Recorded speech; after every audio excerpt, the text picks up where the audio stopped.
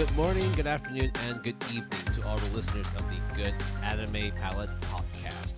Come one, come all to the latest and greatest episode of this season, episode 84, where we will be going over our season awards. It is the finale episode of season 7. So, myself, Jason, we're going to be rolling through a bunch of awards, a bunch of special mentions, just to cap off what has been going on the GAP podcast for the past 6 months. Jason, how are you doing? Doing good. The usual format of this is that whilst we roll through awards and, talk shit about certain series, mangas, characters, and then do a little bit of a special segment at the end, we also then sort of intermittently disperse a little bit of alcohol in between.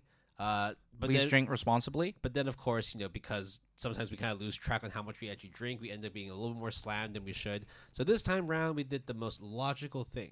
We got slammed beforehand. Yeah, we pre-gamed, and we are still drinking, albeit half of our inventory that we have reserved for today's occasion has been used up. Yeah, we're gonna coast. We're gonna take it easy. We're gonna ease into things. So we should get straight into it. But before we do that, we do have a few changes to the awards section this time round. Yeah. So for all intents and purposes, we still have our two sections, which is our more serious-ish awards and our stupid-ish awards. Previous listeners for our season finales would be very familiar with those two kind of broad categories. However, this time around, we decided to cut some of not only the stupidish awards and the serious awards, but adapt it in such a way that makes it such that it is less incoherent and more coherent. I think it's also because of the evolution of this podcast, right? So, like, since we started doing the ASAP, that also then meant that it was kind of redundant to be doing an award for, this manga hella needs an adaptation. So we wanted to expand on that by actually doing the regular episodes of ASAP. Therefore, it kind of loses its luster when we have this particular award in our season finale. And furthermore, yours truly, Jason, also does a lot of things where I would have a lot of runner-ups when we should technically only have one winner and one runner-up or a no-contest winner. And because I kept violating that rule, we have decided that rather than, restrict us to also then cut the amount of awards down. And the other thing also, which is kind of interesting this time around, but will also be more applicable as the podcast seasons go on, is the timing of the seasonals. Because right now, as of this recording and when it's released, it is in the middle of spring 2024. So spring 2024 has not ended yet. And I think other instances, there might even be like 2 or 3 seasonal premieres in one podcast season, or maybe even like the tail end of one and the other. So it's kind of hard to give props to a full season and not discount. It's that thing of like award season. Like, does it fit for Oscar contention or anime Crunchyroll awards? Well, we're kind of trying our best with the timing of it all. And shout out to Will, because you might have noticed that this episode is releasing 1 week late. That's because I got sick, and Will pulled through and was like, yo, bro, let's just take it easy because we don't want to record when you're not even feeling 100%. So, considering that we will also be drinking for the episode too, right? Yeah. So we don't want to exacerbate anything. So that is sort of where we're coming from in terms of changing and how you might feel like, hey, even though spring 2024 is not ended, you still gave these awards or whatever. Like, how does that work? So now you kind of know where we're coming from. Now, I think the last major change that we have as well is the second half, which is the Stupidish Awards. Where this time around, we're not going by the usual categories of the Explain Like I'm 5 or the edgiest anime awards, the Akito Soma Award, or the Head Pat Kill one. They're good, but we've realized that maybe like the most 2 recent finales, we were kind of forcing it rather than having it happen organically. So what we're going to do is, rather than trying to force our way into certain categories that doesn't make for very good banter or interesting discussion, Will and I have decided to create our own stupidish awards hidden from each other, and also talk about, basically we want a fucking excuse to talk about good anime in a dumb way and in a serious way. Or just talk shit about anime in a dumb way, in a serious way. You So know? that is exactly what we're going to do. So without further ado, let us go into our mainstay section, which is the regular Serious-ish awards. Now, please drink responsibly, and we will also give awards and not spoil anything as much as we can, but by mentioning certain series, of course, we'll at least have some extremely mild spoilers, but not really like plot details and stuff. But if you want to drink with us, make sure you're of age and drink responsibly. Don't drink and drive. That's really messed up. Unless if you're playing Mario Kart, in which case I guess you can, or those a bit sus. So don't actually do Mario Kart in Japan and drink, because dude, Japanese don't fuck with drinking and driving. Right? Nobody should mess with drinking and driving. That's just not good, bro. So don't make an excuse that I'm on holiday, you know. But let's drive our way into the Serious-ish awards with our first category. Will, our first category is Best Girl / Waifu. I've got how to do this.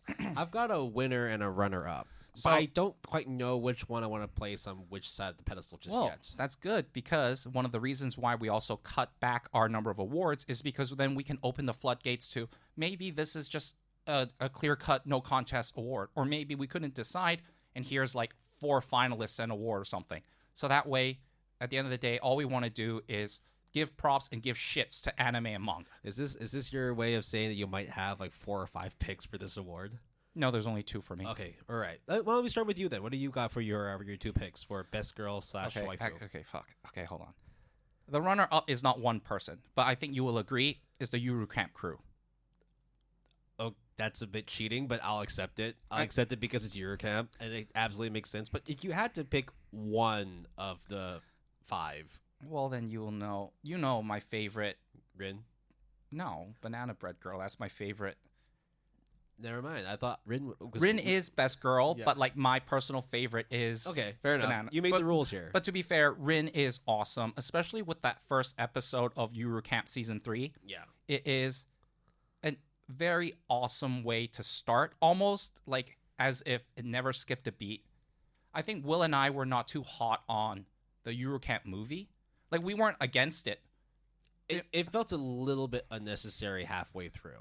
Like, we were digging it, and I think at some point both of us were staring at our watches, like, maybe like 3/4 of the way through and being like, it's already been 45 minutes. It's good, but like, I mean, it's great, but like, But right away, when you start episode 1, didn't skip a beat. The feels come back. It was great. And what a way to start. It wasn't a banger in the sense of like, crazy monumental shit. It picked up where it left off, essentially. And I thought that, whilst it was normal that you waited 3 years for it, because there has been like a 3-year gap between the first and the second season, I was just very thankful that like we finally get some more Eurocamp.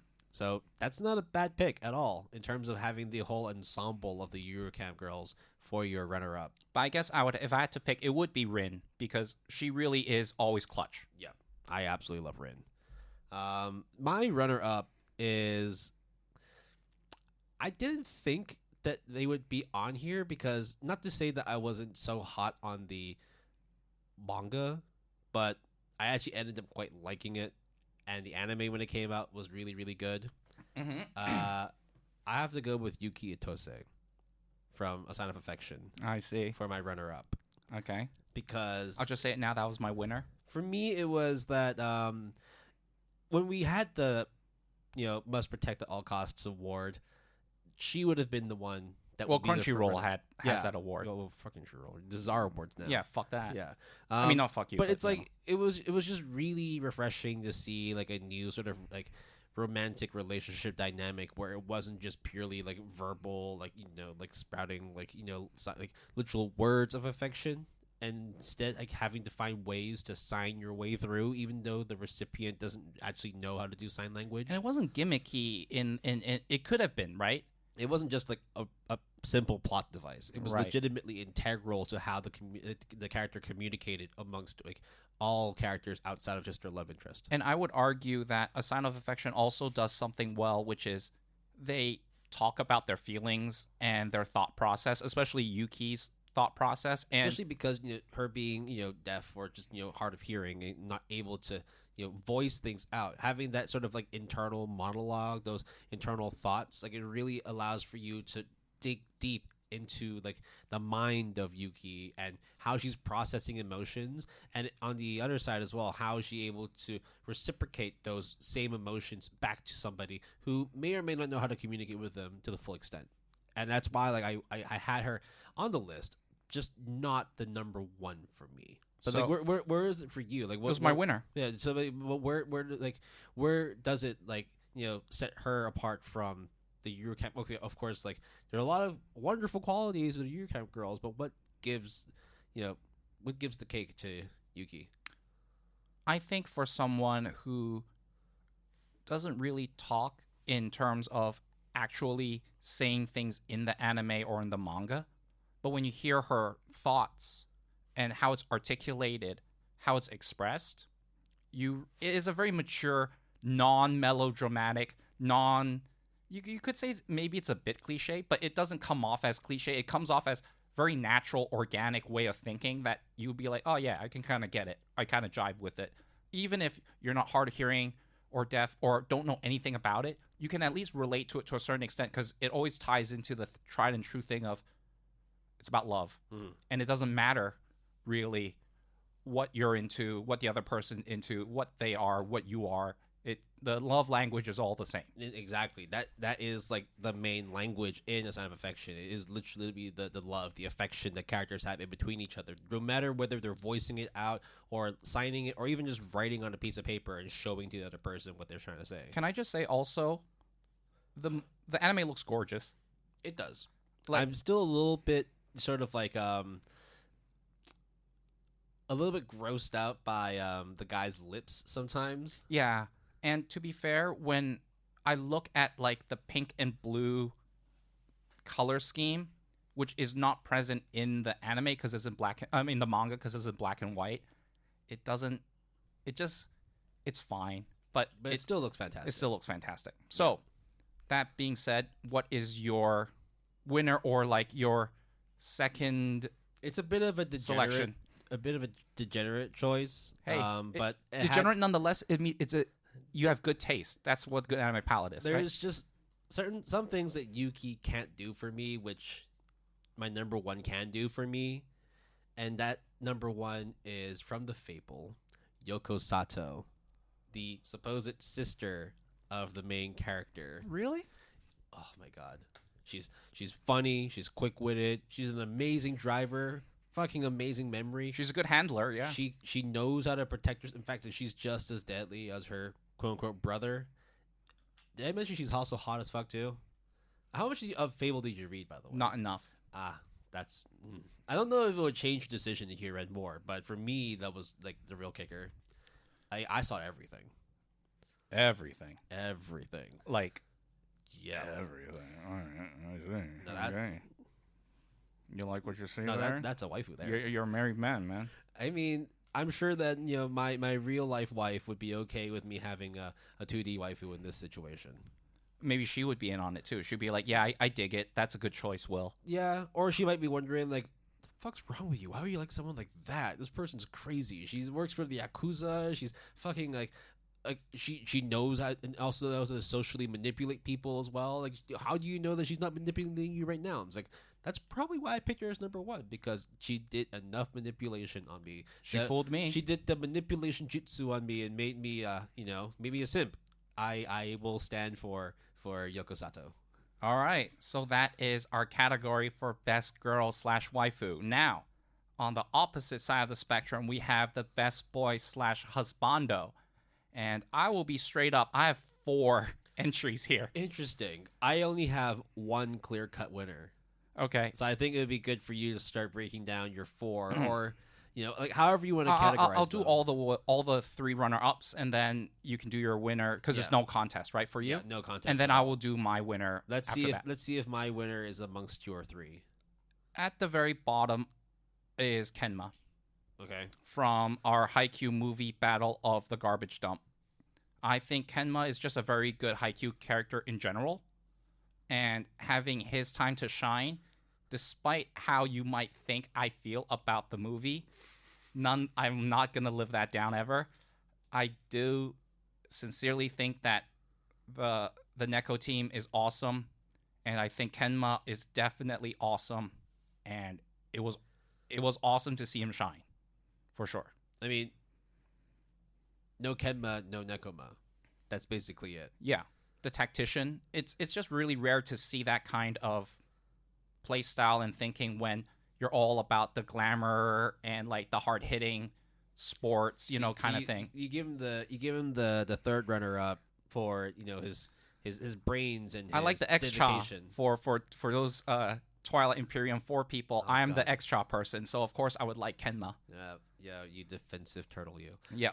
Okay. All So right. Who was your second runner up then? Spice and Wolf Lawrence Croft. He Or was Kraft. he was Kraft. he was under consideration for me, but I felt that This one is a bit of a bias because I've seen the original. back in 2000 whatever it was. Yeah. And the thing is, I do know more than currently what has been released. So it's kind of tough when it's like a cheat, but it's still a good character even with the 5-6 episodes has already been released. Mm-hmm. And the dynamic with him and Hollow is really good. That's why for me it's like if I was to pick anything out of those two, I probably would have just gone with Hollow being best girls, and because I mean, she's an easy choice. Exactly, but I'm also not into beast girls, so yeah. I mean, Fox girls like Ken Mino or there's Kimono. It starts with K, Yes. like KEM. It's like Fox girl, Shrine girl kind of thing. Which also Kimono. Yeah. By the way, props to Lawrence being like basically having banter with a goddess.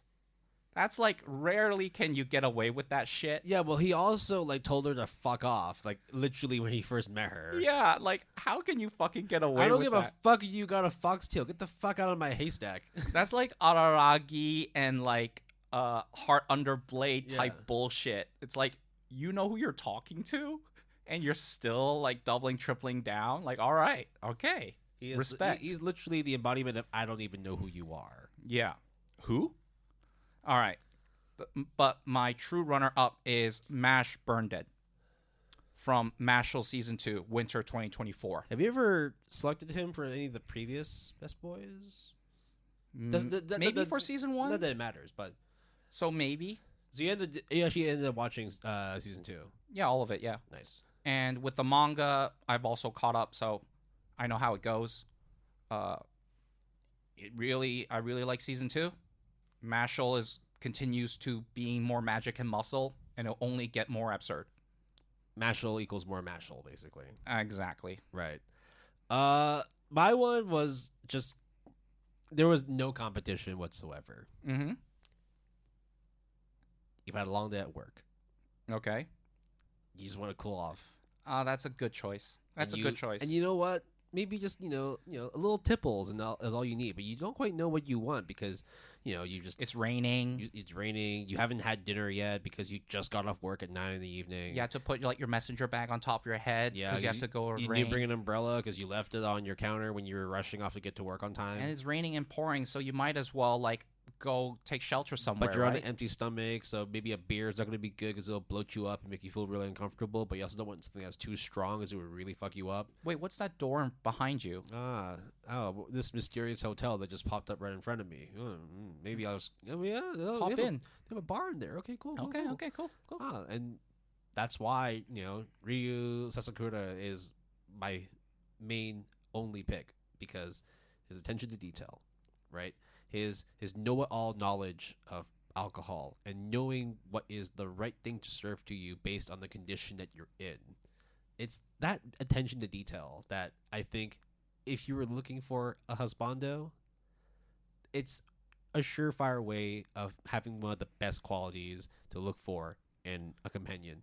And I aspire to be like that. Right. Not so much to be like a master crafter but of caring alcohol. and considerate, Exactly. Just knowing how to read the room and being situationally aware. Right. And that's what he has, right? He has that ability to be able to pick up on where you came from, maybe not even notice your eye bags, but just get a sense of how you're speaking and what you've done throughout the day, and just understand what you need. Right? He gives you what you need, not what you want, and the fact that he knows how to do that without any prior knowledge or input whatsoever.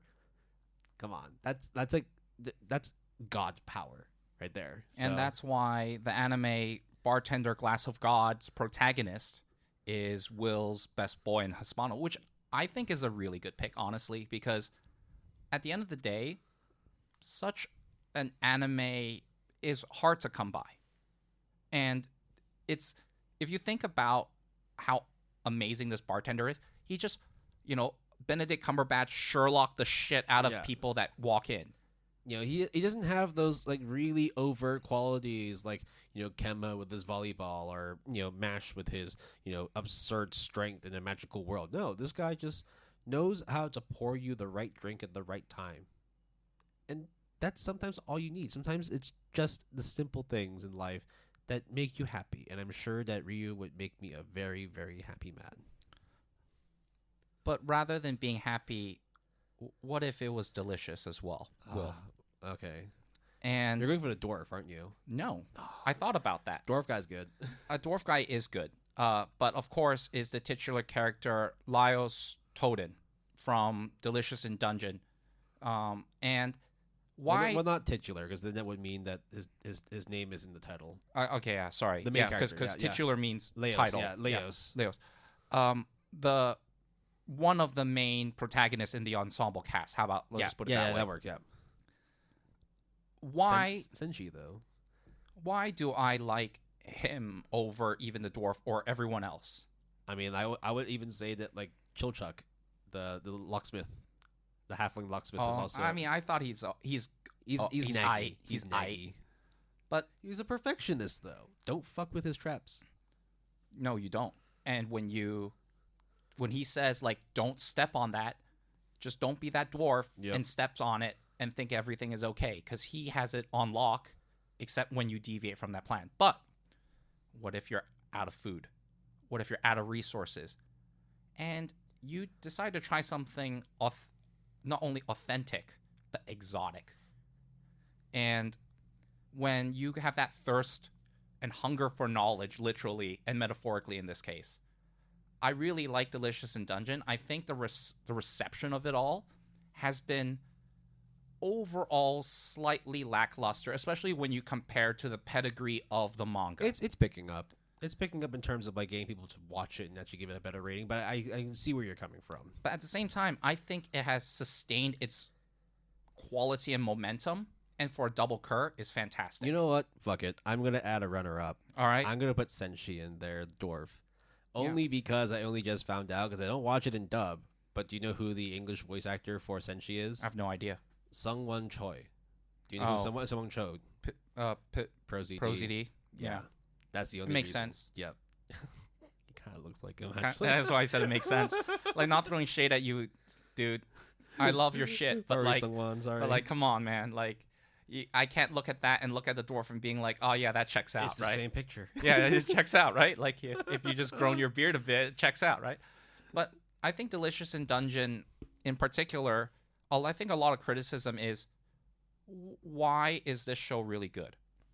And I think one of the criticisms is, well, they don't really follow through on their main plot point that started this whole journey in the first place. And they kind of veer off in different directions. And when I hear that, first of all, I understand. But the other thing is, like, it's the same thing with slice of life, similar kind of shticks of, like, when nothing happens or when they're doing side stuff is actually the best part. And you go bit by bit through the main story. And I'm not going to spoil anything because, obviously, with the Double Current still airing, I think, or almost finishing up, there's a lot of ground to cover and a lot of ensemble cast. And obviously, Laios is very hilarious. There's a section about living armor that is my favorite. Yeah, that was cool. And I think like those were the moments that shows him as a character that is not only shows his ingenuity, knowledge, and curiosity to eat. Because Will, you love cooking. Yeah, I mean, like, I'm shit at cooking, but I still love to eat. And I think you, of all people, definitely appreciate Delicious in Dungeon and definitely appreciate Laos's mindset. Yeah. Right? and that's also probably why like I'm also down with Senshi as well, because he knows the ingredients, he knows how to properly use everything that's at his resource. I just don't think he has the charisma. I think he's like a very awesome character. You know what he's there for. Yeah. Right? He serves a particular purpose. Yeah, like he's like the behind the scenes guy, so he's not the forward facing, and I think Laos is the forward facing guy, so I choose him. Yeah. We go on to our third award, which is probably the saddest one that we have, the most disappointing of season 7. I have 3. I have just one, because overall, like, I wasn't all that disappointed, but the one I have is purely based on conjecture. So, should I just go with mine? Sure. Sasaki and Peeps. Ah, Because I only watched, like, the first 2 episodes. Okay? as did I. I thoroughly enjoyed what I watched. I thought it was going to be one of the sleeper hits of the season. I think both of us said that, right? Unfortunately, that's not what the rest of the internet feels. The score for the anime has dropped massively from what I remember. I think it's almost like one whole point difference. When I had a look, it was like a 6.83. It might even be lower than that. Yeah, and it used to be, I think when it debuted, like a 7.6. 6.87. So not 8.6. Yeah, 6.87. But it was like a mid to high 7 at the time when we were watching it. If you go on for just 30 more seconds, I can find out. You're going to way back it? Yeah. Yeah. So, I don't really know why it dropped off. And the thing is, right, I've had friends who've also like got onto watching Sasaki and Peeps. And Some of us because of our recommendation, too. And they really, really liked it. And they liked what they were watching, but I haven't heard from them like since then in terms of how things went down near the end of the series. So, I mean, the series ended about 2 months ago, right at the end of March. What was it when it first like aired? It must have been like a 7.5 or 7.6, because I mean, like when I saw that, I was like, this is pretty apt. Like, this is where it needs to be because of how good it is. And then to come back like just last week, looking at the score differential, I was shocked how much it dropped. So that's why it's disappointing. I haven't myself like witnessed what went wrong with it, but I can only go with what I know. And that's why I said this is all like purely conjecture. This is just purely like what I see, and like with just filling the gaps of, you know, what I know about Sasaki and Peeps. Everything considered, it should still be like a very disappointing thing to see. Right? Am I disappointed for watching it in the first place? No, that's not what it is. It's more disappointing that it was not able to sustain that level of entertainment throughout its run in winter. Is it winter 24. Yeah, winter 2024. Oh shit. I can't find it. It's definitely like a point off. Yeah, it definitely At dropped least. a lot. Yeah. Like more like almost a point off. I'm looking at the Mal score progression club, which we kind of use, and I can't really find it at the moment. So what about you then? You've got like 3, right? I got 4. Oh yeah, I got 3. The first one is The Fable from spring 2024. I think even though with the manga being like a really good manga that I like, it's almost sad when you get My Home Hero version 2.0 in the sense of a really good seinen manga that it's not necessarily got butchered, because that's not fair to Tezuka Productions, but it just didn't hit. And what a shame when, especially you would agree that The Fable is a fantastic manga, and to have it kind of come out in the fashion that it is. Not that I can say other studios could have done better, or even if it was done better, if it would have hit the same, right? But nonetheless, to see it not receive the acclaim that it has from the manga standpoint is unfortunate in my eyes. And it is disappointing not because necessarily of the product, the anime adaptation, but it was disappointing to see something that you want to succeed and that could have succeeded didn't. Okay. Just to interject, January 24th was when the last time Wayback Machine logged Sasaki and Peeps. At that time, it was a 7.63. Oh shit! So yeah. Oh my god! Whole point. Holy fuck! I mean that's why it's disappointing. That's disappointing right there. Right. But Fable. Then my first runner up, I guess, right? Metallic Rouge from winter 2024. So I need listeners and Will to understand that, like, this show should not have been bad. I completely forgot about that. And that says something, doesn't it? I mean, yeah, we've talked about Bones originals before. And Carolyn Tuesday, regardless of how you feel, it was iffy to a certain extent. Yeah. Some people might agree or disagree. This one was not iffy. But this one was not iffy. But you have all the ingredients of something that should have been firing on all cylinders. And you have someone such as myself that is very sympathetic to anime originals. Always want them to succeed because it's awesome when you don't know what's going to happen. When you also have Bones. When you also have Carolyn Tuesday staff, crew, being like, yo, we're just going to do this. I'm hyped. I think we were all hyped. Mm-hmm. Then we saw the first episode and we're like, huh. And I didn't really follow through on watching more. And unfortunately for Metallic Rouge, I don't think you even need to really follow it anymore. Because 6.26. That's really fucking crazy. It does have 91,000 members, though. So a lot of people watched it. And that's the crazy part, too. Because that means, in general, that the majority of them thought it was pretty trash. And that's sad, man. Like, ragging on properties or studios aside, it should have been a cause for celebration in many ways. But instead it ended up not. And it just sucks. I mean, it just continues the trend of seeing, like, Bones originals and, like, not many of them really kicking it off. I mean, the last time there was, like, a good original would have been Skate the Infinity. Which I think it's I guess, but I think Will and I are like, sure, yeah, right, yeah. I mean, you like Skater Boys, sure, but yeah, and I don't know. It sucks because I kind of want anime originals to do awesome, but really, the winner though, or the loser in this sense, yeah, the biggest loser / winner. Winter 2024, The Witch and the Beast is something that I will never live down because I'm so mad. I really like the manga. It's finished actually now. Mm-hmm. I read a lot of it. I read 2 volumes. And I'll probably finish the series. And for it to become that, right, on screen. It's just so disappointing. It really is. Like, I think, Will, when we kind of talked about it for ASAP, we weren't expecting it to necessarily blow our socks off. But we were expecting it to be, like, pretty good, right? Well, here's the thing.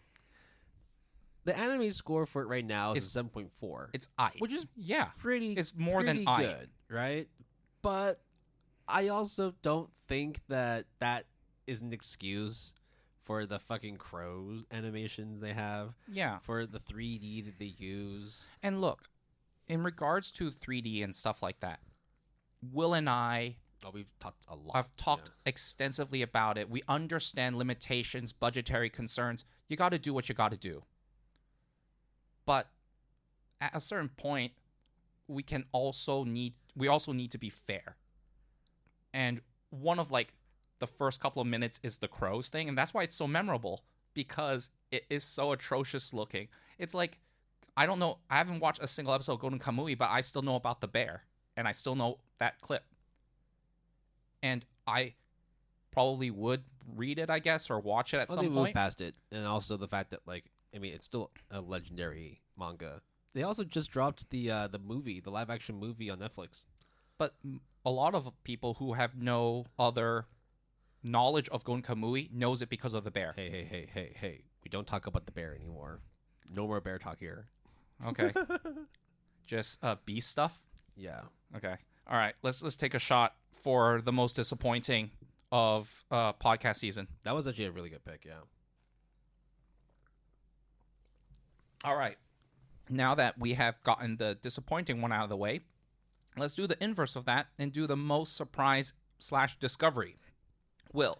So I actually have a best surprise and a best discovery. Dude, that is awesome. Yep. Legit. Let's go. So the best surprise goes to a shonen action delinquent anime, Windbreaker. Yo, what? Now, when reading it, you remember my thoughts. Yeah, I know. I know your thoughts. Yeah. This was the most generic delinquent trash I have seen, and there's nothing that adds value to it whatsoever when it comes to reading it. However, when watching it, it was still delinquent trash, but it looked good.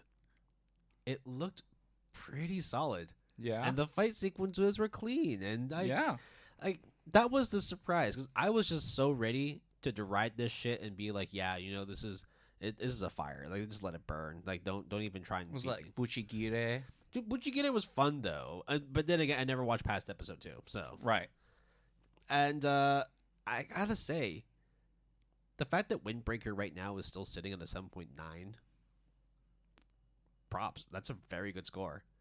So, will I keep watching it?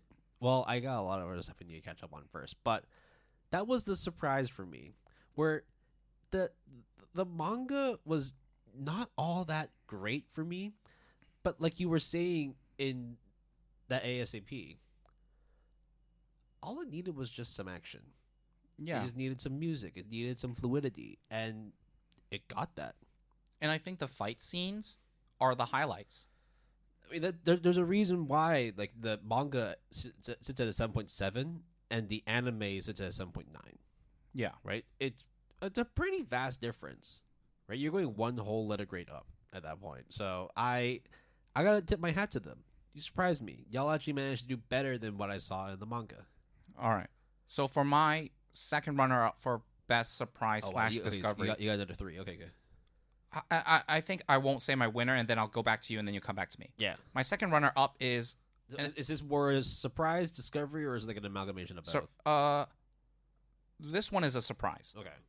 Whisper Me a Love Song for Spring 2024 was an anime that we did not cover for our seasonal review because it didn't premiere at the time. Yeah.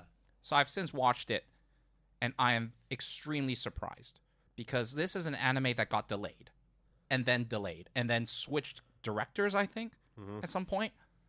So I was worried. And this is someone that loves girl love shit.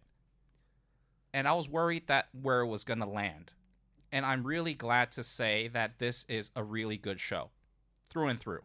Irregardless of what genre it is, it's just a really good, fluffy romance show. And it also looks really, really good. And I was really worried. And I was very surprised that it has done very well. And I'm really happy about it. It's good that you changed your mind on it now. What? Hindsight is a great thing. What do you mean? Because you weren't so hot on it before. Because I was worried. Yeah. When you hear anything that goes through production hell and gets delayed, you get worried, right? When video games get delayed and then all of a sudden switch studios or switch directors, you're like, you won't look at it as a good thing. I mean, we've been taught that lesson with One Punch Man. Yeah. Yeah, so I agree. I agree to an extent that you were right in your hesitation in sort of fully vouching for this. I just felt that maybe you could have given them a little more support, but that's why we're here now. To be very honest, that's why it is on your surprise list. To be honest, I should have, and I'll be dead ass honest. I should have, because the property, the manga it's really good. So it should have stuck the landing. I should have had more faith in it. I just didn't. Currently sitting at a 7.66. I remember sometime last week it was like a 7.7, a little bit higher. But it's still thereabouts. Yeah, for girl love, boy love stuff, this is really good already. And funny enough, I said that because my other surprise is another girl love show that is, I don't think we really have talked about it, but if you're of the culture, if you're gushing over magical girls for winter 2024, you will realize how much of a discovery in this show is surprisingly good. Mm-hmm. Now, there's a lot of problems with this show, namely of the lolicon thing. Mm-hmm. Now, I am not here to... You're not fighting this fight. I'm not fighting that fight. The Endro, or we talked about, like, what, Fate, Ilian Prism, whatever. Yeah. Like, I get it if you're not into that. In fact, like, perfectly fine. And it's a tall ask to, like, excuse that. But, surprisingly, it's quite wholesome. And you go, "What, Jason, isn't this show about BDSM and magical girls?" And I go, "Yeah." And then you go, "Isn't it like lolly kind of stuff?" And I go, "Yeah." And you still think it's a good show? And I'm like, very much so. That's the surprising thing. That's the crazy thing. And this is someone who read the manga, so I know what I'm getting into. But to see it translated on screen and getting this sort of reception, I mean, what does it have now? Like a high 7s right now. Yeah, I think. Let me check. While you're checking, maybe I'll go into my best discovery. Oh yeah, but yeah, like, go on. Yeah. Oh, 7.71. So like, and the series is over. That's crazy, isn't it? Mm-hmm. But so that's my best runner up for surprise discovery. But Will, back to you. Is this your best discovery? All right. So you remember a while ago we were doing a gourmet episode? Yeah. And we were talking about a bunch of different, like Sweetness and Lightning. We were talking about the Miss Koizumi Loves Ramen. I think that was the name. Yeah. But then as we were watching stuff and we were just putting stuff together, I was like, there's got to be another series that I've missed or have never come across and just want to put it on there. And that's when I discovered Yatsuro Biordi, the one of the 4 best friends opened up a tea shop in the middle of Tokyo. And I remember watching it for the first time. It was like, this is cool. This is calm. And then after watching more and more, it's like, I want to keep seeing them making matcha pancakes. I want to keep seeing them making dango. I want to keep seeing them, work with, local tea purveyors and all that. And if it wasn't just for the fact that I was looking for more gourmet stuff to watch, I would never have come across it. And that's why it was not so much a surprise. Because there was no surprise. I had no prior knowledge to it whatsoever. It was more like just through digging deep into the genre, through the database on my anime list, that finally coming across something and quote-unquote discovering it. I mean, we weren't even going to discuss it. No. I mean, I kind of just sprung it on you. Yeah. You had no idea what it is. I had no idea, too. And when I looked up on it, I was like, wow, how did we miss this? But I guess we did, but you didn't. But you know what I mean? Like, it wasn't even on my radar to even consider. And for it to really have an impact on you, such that, like, it has convinced me. It was worthy enough for me to even want to talk about it in the first place, right? Yeah. Like, I'm, like, super hot on that idea. I think also when you have, like, a male ensemble cast, like, I recently watched, and by recent I mean a couple of months back, like, Play It Cool Guys, where, like, it's not, like, BL stuff, right? It's not... Or, like, Skate the Infinity, I guess you can kind of ship people if you really, really want to. But it's more of just, like, just dudes being dudes. And just, like, chilling and just doing whatever. Exactly. Just 4 best friends who want to run a tea shop. Yeah. Right? That's essentially it. And there's no homoeroticism. And I guess if you want to find it, well, you can really, find it. But really... You can make of it what you will.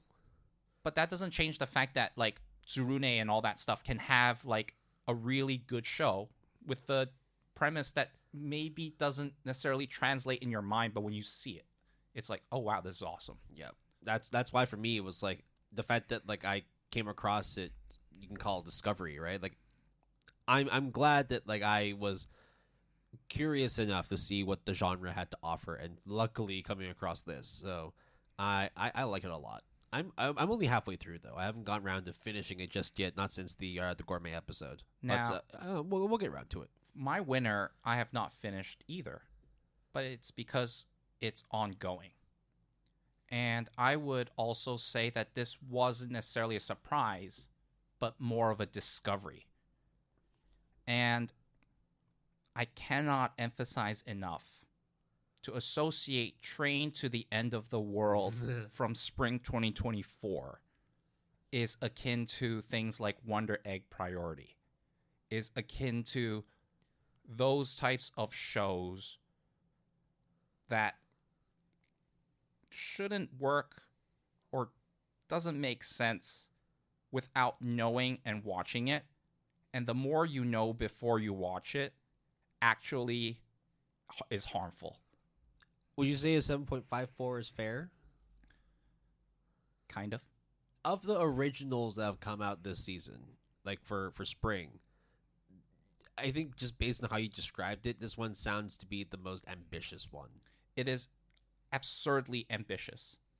And not only that, I don't even know where to start and how to describe it. It's one of those you have to see it to believe it kind of situations. I mean, if you think of Wonder Egg Priority, yeah, you try to explain that shit, they'll think you're crazy. And when you but then you watch it, you're like, this is crazy. Remember when we thought about Wonder Egg Priority, like before we even saw a single minute of it, right? We saw that poster of like the girls in a grassy field like staring up at the sky. We're like, what the fuck is this? Okay, it's done by a good studio, but like it's an anime original. Like, what can we expect? And I forgot how we got into it because it was started with you, but then you were like, we need to get on this shit. Yeah, I think I watched the first episode. I'm like, yo, we can't just sit on watching the trailer. We have to actually watch this. And then you got onto it. It's like, holy fuck. Fuck, okay. Sure, you can argue about the finale. You can argue about, like, I guess, like the epilogue movie or whatever. But you can nonetheless agree with me, Will, that, like, 80-90% of it is undeniable genius level of craziness. Close perfection. And Train to the End of the World has a similar vibe. Now, does that mean that it will stick the landing or it's even in the same ballpark? I would say it's in the ballpark, but I don't know if it will stick the landing because I literally don't know. With anime originals, you literally don't know.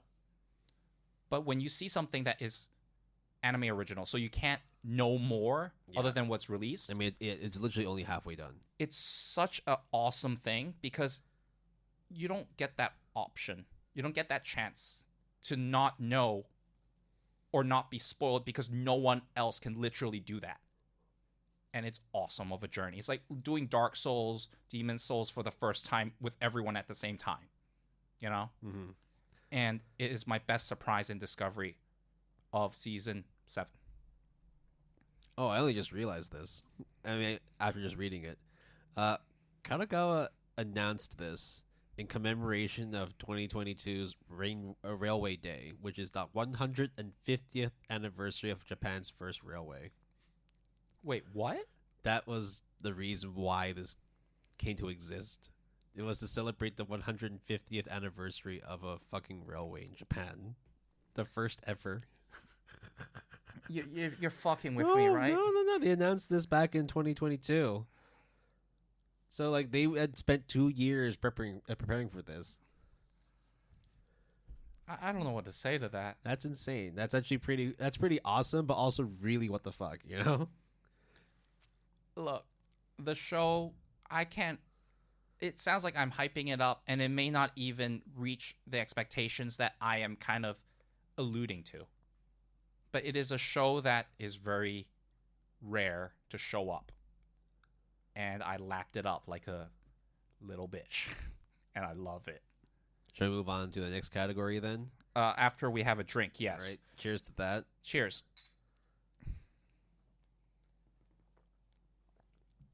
All right. Our penultimate category for the Serious-ish Awards goes to the Best Manga. I wonder what that award means, Will. Yeah. You might also wonder what I have as my top 2 picks. I'm just going to give you time to talk about the Fable eventually. So how about I just go with my one no contest winner, which is Orb. The movement of the Earth. Orb is my... It really should be my number 1 had it not been for the fact that I read... the fact that Fable's finished. No, but also because you really like the Fable, right? But Orb is also really fucking good. I think it's... Will and I are shilling Orb like no other. But you also have to understand that for a manga about heliocentrism, yeah, the fuck does that mean? First of all, I mean, if you know, obviously, and we know what it means, right? And the fact that the word blasphemy and heresy are those words are actually, but the literal meaning, not like a metaphor for something. like they actually mean something, to the point where your life is in danger if you don't conform to the shit that we set. The way that the world moves, if you even think about trying to publish a second opinion, No, it's not even publish. It's think it or saying it out loud in the public square. Yep. And then all of a sudden, some guy knocks on your door the next day, and you're fucked. What are you going to study? Theology. What are you going to study? Theology. What are you going to study? Astronomy. Hang on. Bro, Yeah. Can we talk out back? You are the most talented, knowledgeable guy. You can't do that, bro. You can't. And you still say, after that, you still double down and go, I want to study astronomy. Like, the fuck, dude? Okay, cool. Right. How long do you want to live for? What? And then, what happens, right? The thing is also, the anime adaptation is done by none other than Madhouse. It's going to be insane. Which is off of the heels of Fieren, which is like the second coming, right, of Madhouse, risen from the grave. It was also by far one of the highest rated manga series that we had covered for the ASAP. It's gotten the cultural award. Tezuka Osamu Cultural Prize, Yeah, which is a very big deal. Like, I wouldn't say it's like a Pulitzer Prize or Nobel Prize level, but it's like an extremely well-respected award given to this manga. And I'm not a guy that is like super into historical anime and manga in general. But like, this almost transcends history and talks about human behavior and human kind of beliefs. The first volume, or the first two, right? Yeah, because it came out as an omnibus, right? The first 2 volumes, it fucked with my brain real hard because of the fact that I reading the first couple chapters, I was like, oh, okay, I kind of know where this is going, and then I realized I am fucking lost. I don't actually know if I believe what I'm reading, because shit gets really fucking rough real fast. People are unhinged. Yeah. Because they're living in a world where rules are rules, and if you break those rules, you are a sinner, and the only way to repent is through death. And they don't know any better, right? Yeah. And everyone probably will focus on the first volume of the 2-in-1 omnibus, right? Which I give mad props to already. But then the second story, let's just say, talking about someone who cannot look up. And when that moment happens, it's almost like I'm not going to cry tears of joy but like there's a part of me that is like mad respect, like to a fictional character that's like, you did it. The thing I like about how the tags worked for Orb on my anime list. Mm-hmm. So the genre, which is it avant-garde? No, it's even worse than that. It's award-winning. No, I just bullshit. It really. It's award-winning because they won the cultural prize. Yeah, sure. But the theme is just historical, which it is. That's it. Yeah. So that's why it's like when you're reading it, it's like, okay, I can see the underlying historical theme, but like there's a whole lot more going on than just history here. Yeah. And okay, like we've gone on about it already, but one thing I also would want to say that should give it more props, even though it may not be very apparent, is it's a limited series. It's only 8 volumes, so for the English release, it will be 4 2-in-1 omnibus, and I think only 2 2-in-1, so 4 volumes are out currently. Do you think they'd be able to do it in like a cur? No, it would be a double cur. It would be a double cur. I think it would be. I think they would adapt all of it. They have to. It's too short to not. It's too short not to, and it will be a disservice to it having won that cultural prize. And Madhouse is gonna double down like they did with Fieren, and I think they're going crazy. Was Fieren a straight back-to-back double cur? Yeah. Then I see no reason why they wouldn't do that for this one. They're going crazy, and I think this is fucking fantastic because not only Madhouse is coming back. Does that mean that Orb on the Movements of the Earth is going to be the best anime of all time? I don't know. I don't think so. Fieren is. I only just realized that like the scores are not even comparable anymore. Full Metal Alchemist is sitting at a 9.09, whereas Fieren is at 9.37. Yeah, there's no way that. Remember when we talked about Fieren for one of our ASAPs, and I said that there is a chance. I think I even almost said it word for word that there is a chance, a very good chance that this will explode and turn like number one. And I think we had a brief discussion on whether or not it will supersede Full Metal Alchemist. And I think our conclusion was it will for a time being, and then it will drop. Yeah. But it turns out that it wasn't the case. And I don't think anyone really could have predicted, other than knowing that it will be fantastic, that it would be so fantastic that it will supersede literally everything. There is a bigger gap between Frieren and Full Metal Alchemist Brotherhood from first to second than there is from Full Metal Alchemist Brotherhood to Vinland Saga Season 2, Gintama Kingdom 3rd season. Like the point differential, down right? to like from second to 32nd. Yeah. Like That's how insane is that? And furthermore, Will, even though we're not talking about Frieren, even though we are talking about Frieren and not about Orb, let's just go real quick. Literally everyone and their mom and their dog and their pup and their whatever wouldn't stop talking about it. And rightfully so. But it's like, I don't think I could have predicted how amazingly widespread appeal and acclaim it has. Do you think Orb would be like that? No. But do you However, think Orb would be very good. You know how like an Academy Award winner gets a lot of props and a lot of success, but it is not as crazy as like Avatar, for example, being like a box office and critical success. You know what I mean? Yeah. It will definitely get critical success and be very successful financially, and no one will stop talking about it, but it will not be number one. I think it would be top 20 of all time. There's a chance. There's a I think the historical part. This one I'm a bit more sure of, just because like I really like Orb and I'm a little bit biased to it.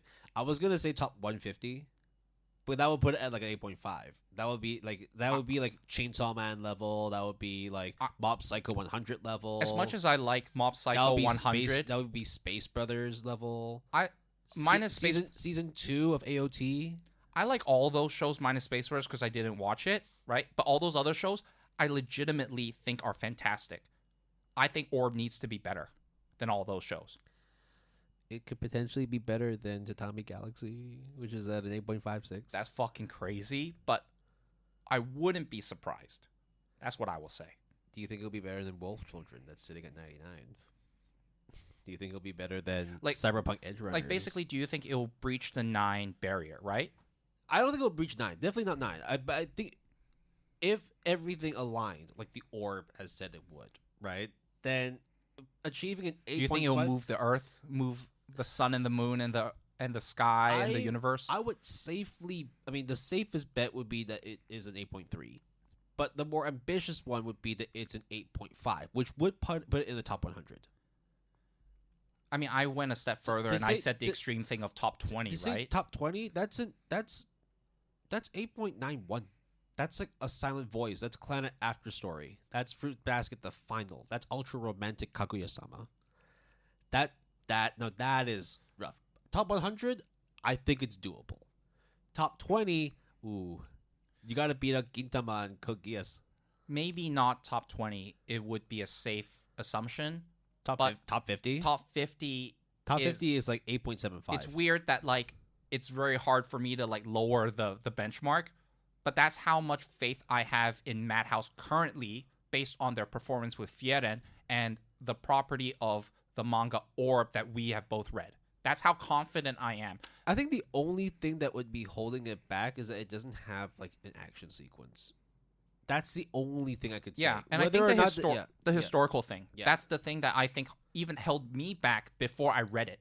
But then when I read it... But then you also have Frieren, right? Which just literally bucked the trend, right? Yeah, but it's kind of like Lord of the Rings and high fantasy. It's like a more of an easier pill to swallow. When you say high fantasy, it's literally just seeing like a sad elf walking from one end of the world to the other end of the world. Like, it's like those walking simulators. That's what it is, dude. Wait, was it like No Way Home? Yeah. Is it No Way Home? Gone Home? Yeah, it's like, it's not Death Stranding, for sure. It's not Death Stranding, but yeah.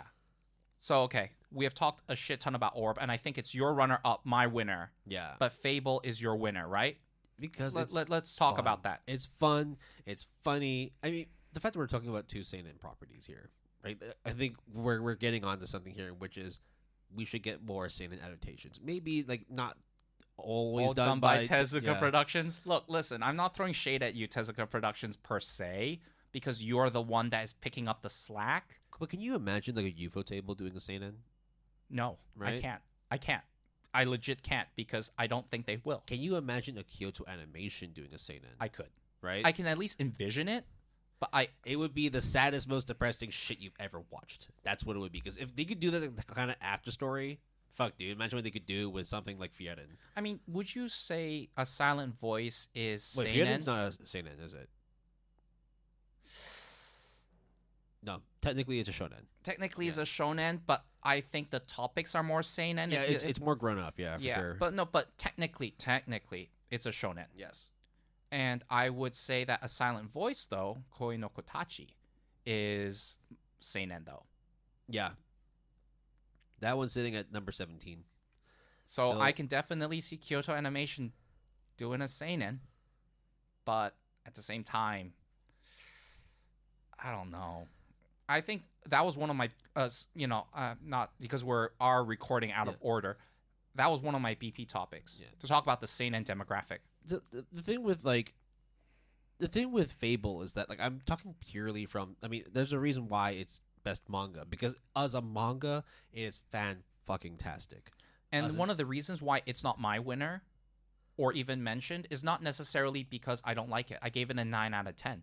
It's because I didn't read enough of it for me to advocate to that degree. It has the right level of suspense, intrigue, mystery, and dark humor, bro. There's a whole lot of horniness in that shit too. There's a lot of like real risque shit, serious shit. That's what it is. It's not meant to be for kids to read.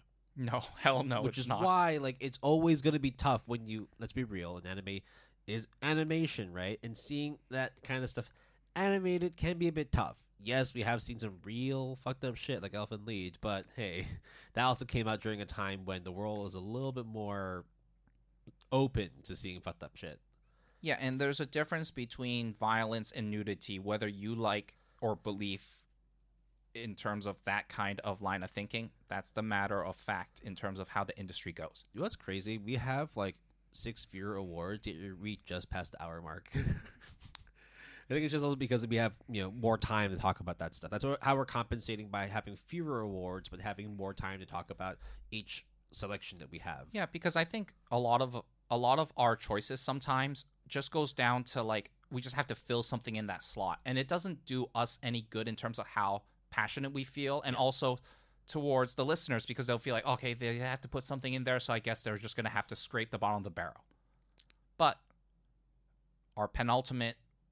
That was our penultimate. Exactly. Yeah. So now let's go to the ultimate best anime of season 7. I have mine separated in best seasonal and best backlog. Ooh. I unfortunately do not have a backlog that I would have put. And I have third, second, and first. Let's go with your 3. I will actually start from the top down. My first Interesting. Okay, all right. is A Sign of Affection. Okay. I think we have already said enough about it and sung it to high heavens. And it is just my jam in terms of romance and slice of life. And to see it translate on screen in such a way that it's like really good, I'm very happy about it. My runner-up is also not surprising. Second place goes to Yuru Camp Season 3. Yep. It's not over yet, but what I've seen already, extremely confident in terms of how I feel and how it will stick the landing. So there's no surprises there. I will leave my third place after, you say your piece. My favorite seasonal Mm-hmm. Bartender. Mm. It was the most relaxing, comfy watch that I've had. It was one of those series where, like, we always talk about the just turn off your brain and appreciate what's on screen. That was basically it. I sat down and watched Ryu literally cater the fuck out of me by making drink after drink after drink and showcasing his ability to be able to nurture his clients and making sure that they are they're well imbibed. They know what they're drinking. They know that they're being taken care of from a point of, oh, have you eaten? Have you been running around? Have you had good sleep, bad sleep, whatever it is? And it's just the fact that we have another gourmet. that's why I'm happy to put it as like my favorite. Is it the best? Absolutely not. But did it work for me in the best capacity it offered itself to be? Yes. That's why I had to give this one my favorite seasonal anime for season 7 of the GAP. My favorite backlog. Now, I haven't watched all that much backlog, so you can probably kind of guess where I'm going with this one. This is a season of anime that completely changed my perception of the overall series. Sword Art Online Alicization. Yo, let's go. For the longest time, all the way back to like 2012, when I started first hearing about Sword Art Online, I was just not having it. I was just coming off of the heels of finally finishing Brotherhood, having finished all of Shippuden, checking out all like the hot fucking, like I was still on my Tokyo Ghoul high from that point after reading the manga. So why the fuck would I want to add this? Right? There was actually no point in me picking up Sword Art Online. It was also the kind of thing where like everybody just kept on like whistling the Lisa opening from season 1, and I mean, Crossing Fields is iconic. I would say it's my favorite Lisa song. But like of Not course, Gurenge? very close second. But Crossing Field, hearing it for the first time when watching the end, I was like, damn, this is a banger. And then being disappointed by the second half of season 1, but from being a laughingstock to now being like a series that I actually fully respect. I mean, dude, I never watched a single episode of Sword Art Online. And when I went to Japan, like 2018, 2019, I think I was around a couple castles. There would be like little like cardboard cutouts of like this collaboration with this local tea company and Sword Art Online. And I would just be like, when I was still using Snapchat at the time too, I would just snapshot it, but throw my middle finger up at it, and it's like trash. I see another one, trash. Well, trash. what a base take. But then at the same time, the same trip, I also saw a poster for One Punch Man 2. I was like, trash. And that one I did watch. But then when doing the GAP, gotta watch them all, and actually watching Alicization, I'm sorry to all the SAO fans. You had to sit through 2 seasons of dross, and you got rewarded with some of the best anime in my opinion. Alicization is wonderful, and I can't wait to talk about War of Underworld. Now, I also had the lull pick us in the. Of course, I would pick Eurocamp season 3, but yeah, no, I get that. So, why did I leave the 3rd place last when usually you would leave the 1st place last? Because you're ashamed of it. No, because I could not ignore it, and I actually want to end on it because that's how happy and as much of an enjoyment I got from this show. And despite it being 3rd, in many ways it is number 1 and also most surprising. It's the people's choice. And I guess you could put it that way. Mashle season 2 is by far probably one of the best shows I have watched in season 7 of the GAP. Right. And this is on top of all of the stuff that we have. Yeah, no mention of it whatsoever when we were doing our seasonal review. But that was because you hadn't watched it at that point, right? I mean, I watched it, but there wasn't much to say because it's a sequel. The stakes are higher. So now is the right time for you to unleash and say, "Hey, I didn't talk about it before, but now's the time to talk about Mashle season 2." Because I think Mashle is a very when you have sequels, right? Yep. There are several things that happen. The stakes get higher, or the plot thickens. The villain reveals itself. The journey becomes more real and more hype. And I'm sure it is no surprise to you with shonen actions in terms of the typical hero's journey arc that happens with Mashle. Yep. And off the bat, when your art style is what the manga eventually adopts as their art style, because in the beginning of Mashle, it looked very plain. Because The artist wasn't very experienced yet. Yep. I think that's just a fact. But over time, it just looks more intricate, more complex, more hype, crazier. Mm-hmm. But when the anime starts off like that, but you still have the premise of it being, well, we have to introduce the characters, we have to introduce everyone before shit hits the fan. Well, guess what? Shit now hits the fan. And it's only going to get crazier to the point where when A1 Pictures is like, oh yeah, we're going to adapt all of this. I don't think like we have harped on it all the time. This thought of complete adaptation, but the balls on that, the confidence of that is, in my mind, like very warranted in this case. And I legitimately think Mashal Season 2, if you have any doubts about Season 1, stick with it. Just like with SAO. That's why I think it's like very appropriate that both of us ended on this note for Serious-ish Awards. Because it's like Season 2 and beyond, probably, is what we came here for Mashal and for you for SAO. Like, oh yeah, it's cool with Season 1 SAO. Season 2 was shit. Season 2 was shit, but okay, fine. Like, whatever. Like, when will this end? And then when you get to Alicization, you hear, like, everyone won't stop praising it, and then you now are a believer. And that's how I feel about Season 2 Mashal. And when you look ahead, you just can't wait, right, at that point. Yeah. Like, you even watched War of the Underworlds already. Yeah. As of recording. I can't wait to talk about it. Exactly. Like, think about that for a sec. Like, how rare is that to instill that in you? And that's how I feel about Mashal to a certain degree.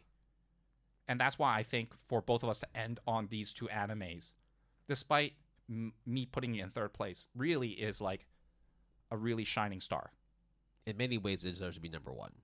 Yes. It's just, unfortunately... But A Sign of Affection really is really good, and Yeah. Yuru Camp really is really good, to be honest. All right. That wraps up the first half, which covers the Serious-ish Awards for the Season 7 GAP Seasonal Finale Awards. We are going to go into a break, maybe finish off the sake. This is actually our last one. Is this our last one? Yep. All right. And we'll catch you right after the break for some stupid stuff.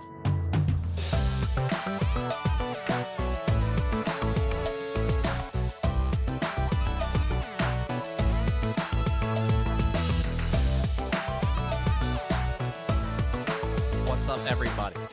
We are back for the second half of Season 7's finale of the Good Anime Palette podcast, episode number 84. Will and I just went over all of our Serious-ish awards. We spent some time cutting back on the number of awards, but I think the amount of time that we spent talking about the ones that we give our accolades to are worth your time and also worth you checking out. But now that that's out of the way, Will, how are you doing? I'm doing great. Let's get into some stupid shit. Now, as we probably prefaced in the very beginning of this episode, the way that we're going about our Stupidish awards are now slightly different, where instead of having a tried and true list of awards with like very strict definitions and stuff, we are trying to now experiment with having Stupidish awards still with that vibe, with that kind of motif, but then invent new awards to give excuse for us to talk about animes and mangas that we want to talk about in a Stupidish capacity. So Will hasn't seen my list. I haven't seen his list. We have 6, I think. And we might, after, I give mine or you give yours, then we give like our off-the-cuff take on that award for how we feel about it or what entry we would put in. So, Will, do you want to start first or do you want me to start first? I'll go first. All right. The first Stupidish award. Do you have oh, by the way, do you have dumb names and definitions for each of these? Mine are a bit more, some of them are a bit more like on the nose, just straightforward. Oh, yeah, but we can do whatever the fuck we want, right? I've got the We Do What We Want award. Okay, yeah. And that award goes to Demon Slayer for being that is literally fair. the only series that is allowed to release shit weeks and weeks, even months after the season has debuted. What about My Hero Academia, though? They did actually have 4 recap episodes that came during that little gap, so that doesn't count. The memory? Yes. Yeah. And the other series that for some reason gets a pass is Precure. But Precure is like in its own sort of like bubble, right? We know what it does. We know why people watch it, so they don't care when it comes out as long as it comes out. But the fact that like, I think Demon Slayer kind of maybe kind of just screwed themselves over in terms of like having the arc be the name of their seasons. In a way, it makes sense because whenever there is a big badass arc, right? Like for example, if you would say it's a hard situation. Like, I agree. Like if you did Jujutsu Kaisen, the Shibuya incident, people would be like, "Whoa, fuck!" Like we didn't even read that part of the manga yet, and we're all like, "Oh shit!" We know of it, right? Right. So I guess when it's like Swordsmith Village arc, or when it is Entertainment District, or Mugen Train and all that, then you're like, yeah, I'm ready. I think that's what happened. I think it was because of the fact that they had Demon Slayer, and then rather than going straight into the second season, Mugen Train came out. I think also going off of what you're saying, when you have naming conventions a la, of course, Attack on Titan level of craziness, Yeah, it is very easy. That's the opposite side. Yeah. Because what happens with like, okay, so this is season 3 of the anime, but then it is season 4. It's like the JoJo thing of like part 1 and part 2 is technically part of season 1. And then because you establish that, it's like every time you think of the next part, you have to like minus a number. So it's hard to keep track. But if it's just the Swordsmith Village arc, the Entertainment District arc, you may not know which season it is, quote unquote, but you know all I need to do is check the timeline of the arc names and just watch it in that order. And that's it. Yep. So now we're on to the Hashira training arc, which at the moment is slated to just have like a handful of episodes, considering how late it's come out. I think it's like 6. I think they timed it. Maybe 6 or 8. Something like Yeah, that. I think they timed it such that the end of the quote unquote anime season for most shows would be when this arc wraps up. Furthermore, it's a short arc. Oh, apparently it's only going to be 5 episodes. One of them being a 1 hour long. It's a short. It's because, I mean, what is the name of the arc? The Hashira training arc. It's literally just a training arc. And let's take a fucking wild guess, listeners, what the fuck they're gonna do during that arc. Let me just tell you straight up, it's a literal thing. Okay. Yeah, I mean, like a lot of the debate that's happening right now on my anime list is this season is a weird choice. I don't think it's a bad thing or a useless thing, but it was a questionable decision. I don't think it is. A lot of people are like, yeah, totally. They should have just adapted it together with the Swordsmith Village arc, and this and that. So there's obviously, I don't know, because at that point it's like it's a split curse situation, which I guess. I mean, but then again, it's also. I mean, a lot of it is based on conjecture, right? Like, legitimately, it just dropped like last week. And okay, hindsight is 2020 at that point, right? Yeah. Like, so okay, good for you for figuring it out now when you look back because you have hindsight, right? So, but you also can understand too why there's like a bit of like worry amongst fans, but really like you don't have to worry so much because it's still Demon Slayer. And when it's all over, it doesn't matter when it gets released because you just watch it in order. Plus. Yeah. The final showdown, because I read the manga and I know, is so long actually. You can't really fit it in. So that's where like more trouble comes down later, like how they're going to adapt that, right? Yeah. So that's why like I thought this is probably the only time that we're going to see the only series where they do their naming conventions in terms of like they get to choose whenever the fuck their shit releases. So what is everything else is within the first 3 to 4 weeks. Like, at the very least, every other thing released some form of episode in the month of April. This shit only aired in the middle of May. So yeah, that's crazy, honestly. And they can do whatever they want.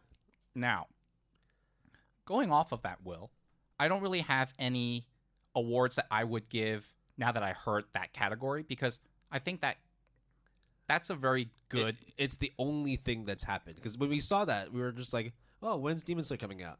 May 12th. What the fuck? It's already it's April and like 5 series have already started premiering. So and to be fair, it's like, well, what are you gonna do? Are you gonna filler arc it? No, that's gonna be bad. That's a bad choice. I mean, look at Promised Land season 2. Yeah. So what are you gonna do? You're just gonna put it short and sweet to the point to prepare for the long ass final showdown. So it's like you can't have it both ways, guys. So I'd rather prefer this way than another way. But it's also just like literally nothing else could do this. Also, the ball's on Demon Slayer, right? Like fucking crazy, dude. What do you got for your first pick for your stupidish award? My first stupidish award is the I Was Here award. And it is defined as the most surprising, unexpected thing that has occurred this podcast season that we never thought possible, but we were here in the moment when it has happened.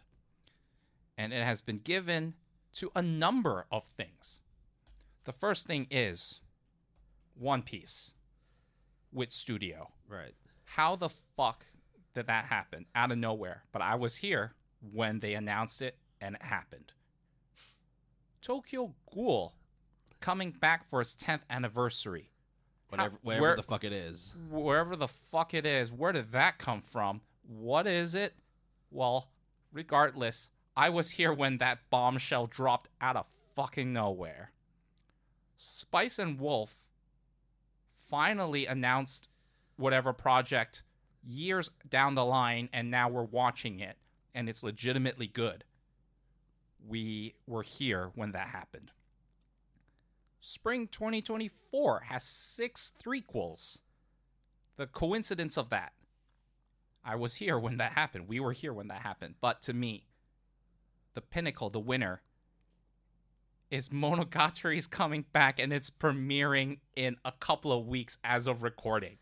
It's like July 4th, July 7th or something shit like that. Really? 4th of July? I need to double check. Damn. But I think like in the middle of your wedding reception, a little inside baseball, I found out that news and I had to like run up to you, like both of us like very drunk and being like, Will, like you're not gonna fucking believe this. I know we don't really want to talk podcast stuff in front of everyone, but like I need to tell you this. And you just lost your mind too. You're like, what are they thinking, dude? It's like, okay, they announced, monster season, off season. Great. And I'm like, no, that's not the only thing. And then you were like, who's doing it? Studio Shaft. Oh, great. I'm like, no, that's not it. Will, it's coming out in like 3 weeks. And you were like, what? And I was like, yeah, man, like, I'm not lying. Like, think about like that interaction that we had. It was like, I think one of our mutual friends was like, I don't know what's going on, but you guys are losing your mind, so I guess it's a big deal. And I think both of us at the same time looked at him and was like, yeah, it's a fucking big deal. Almost verbatim, that is what happened. And I don't know. It's fucking crazy, dude. That was your number one for that, right? Yeah. Among the other trends that, like, the I Was Here thing. Because all those things that I mentioned are legitimately kind of crazy. That's true. The fact that, like, we've got a revived anime series for Spice and Wool. The fact that, of course, Monogatari coming hot and heavy with off-season, monster season, and all the other really wacky shit. I mean, the one that I'm most excited for, of course, is Tokyo Ghoul. But I mean, I'm a simp for Tokyo Ghoul. That's never going to change. Yeah, and regardless, I mean, I don't actually. Do we even know fully what the announcement is? I know part of it is they have the series available on YouTube. Yeah, for people to watch. So that's part of their. I don't know if that's the whole announcement. It shouldn't be, right? If it's going to be like an upscaled 4K release, I'll be so fucking pissed. Wait, what was the thing that we kind of jokingly said? I forgot what we said, but it was like we did it through like WhatsApp. Like, what if? Oh shit! What was it? We'll have to redig through that. But they remake Re. They would need to We would need to make sure that everybody forgot about Route A. Oh yeah, they're doing. You said that. What if they do the Brotherhood treatment, but for Tokyo Ghoul? Yeah, and I thought that was an insane thing to say. It's a massive undertaking because that's a lot of shit they need to do. But I think that would probably be the most legitimate way of giving back to the fans of Tokyo Ghoul. Who knows? It's all conjecture at this point. We have no idea what they're going to be doing, other than the fact that there is something happening. And July 6th, dude. Okay, is off and monster season, both at the same time. That's what it says here. Monogatari series : off and monster season. So I don't even know what that means, bro. Well, I guess we'll find out in 2 months. Yep. Moving on to my next stupidish award. This shit's getting ridiculous. Yeah? And that shit goes to the Isekai genre. Okay. All right. Okay. There are a couple things I have in terms of gripes with the isekai genre. In that, one, we're getting way too damn many series, and two, I know it's a thing within the light novel community, but y'all gotta stop doing these fucking long, ridiculous, convoluted titles.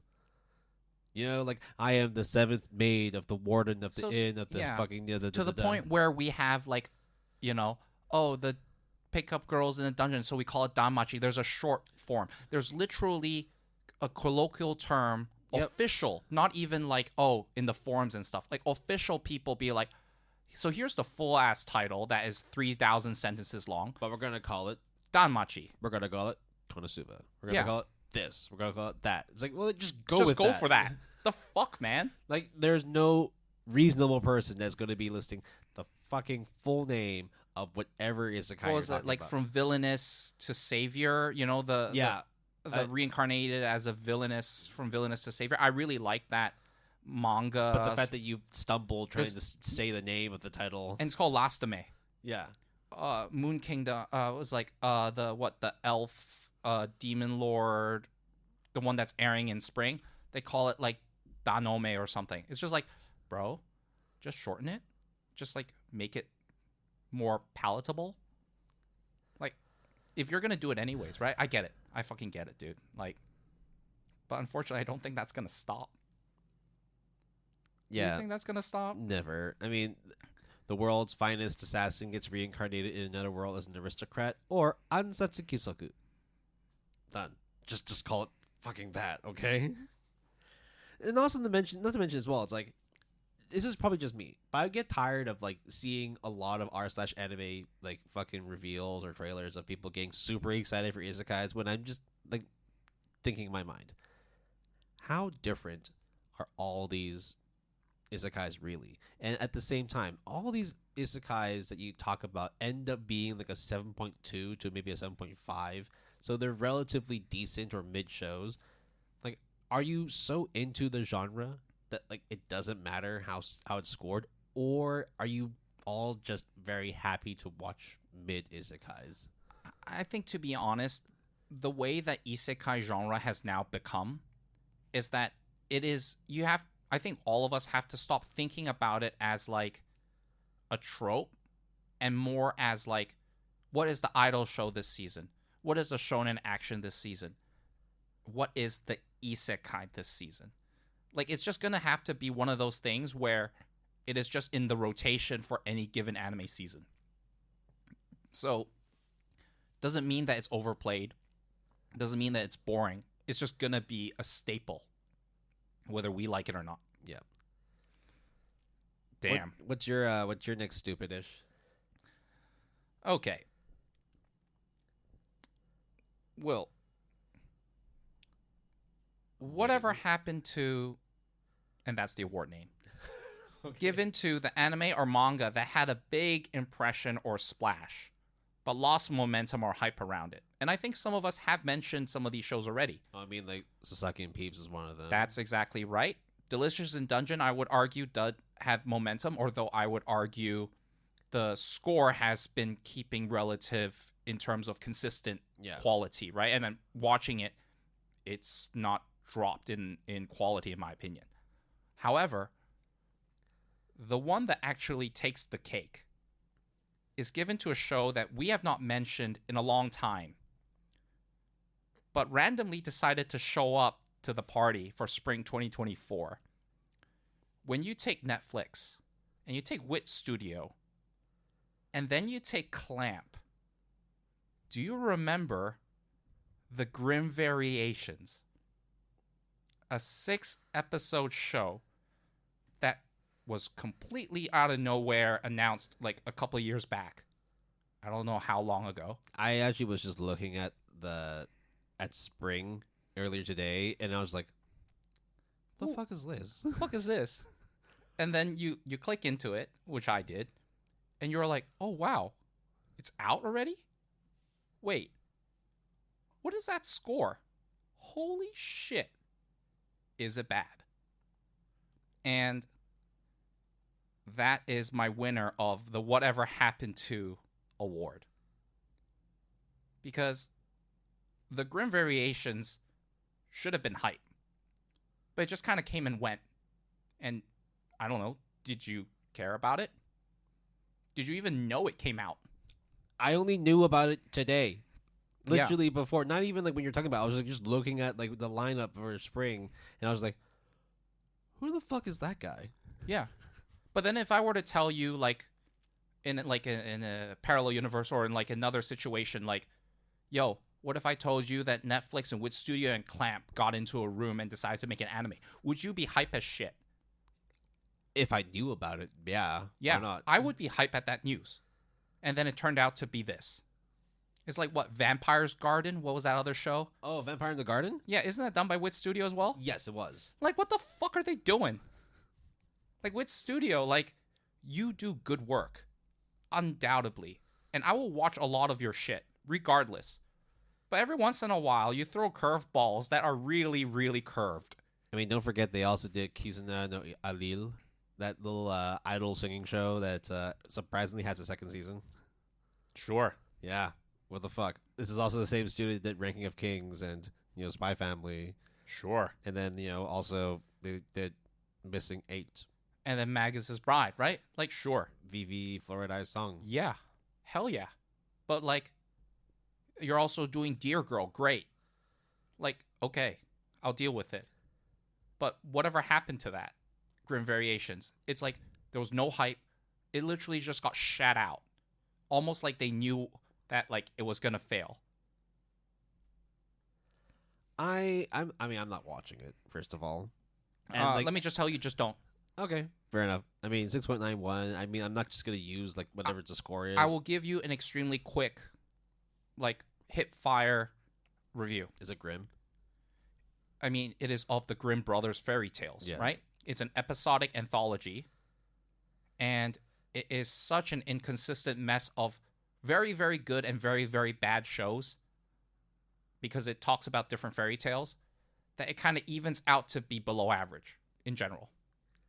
And the fact that it is so uneven in terms of how good or bad episodes are, it's just very disappointing and not worth your time. It's like how Ninja Kamui was like an 8 point something. Do you remember that Netflix show? Yes. And now it's like a 7.11 out of nowhere. It was like an 8.15. Apparently, like, some real stupid shit happened in terms of some of the fighting scenes. So like, anything can happen out of nowhere. Sasaki and Peace was 7.6, and then it drops. But whatever happened to it? Who fucking knows? I don't care. Same thing with the Grim Variations.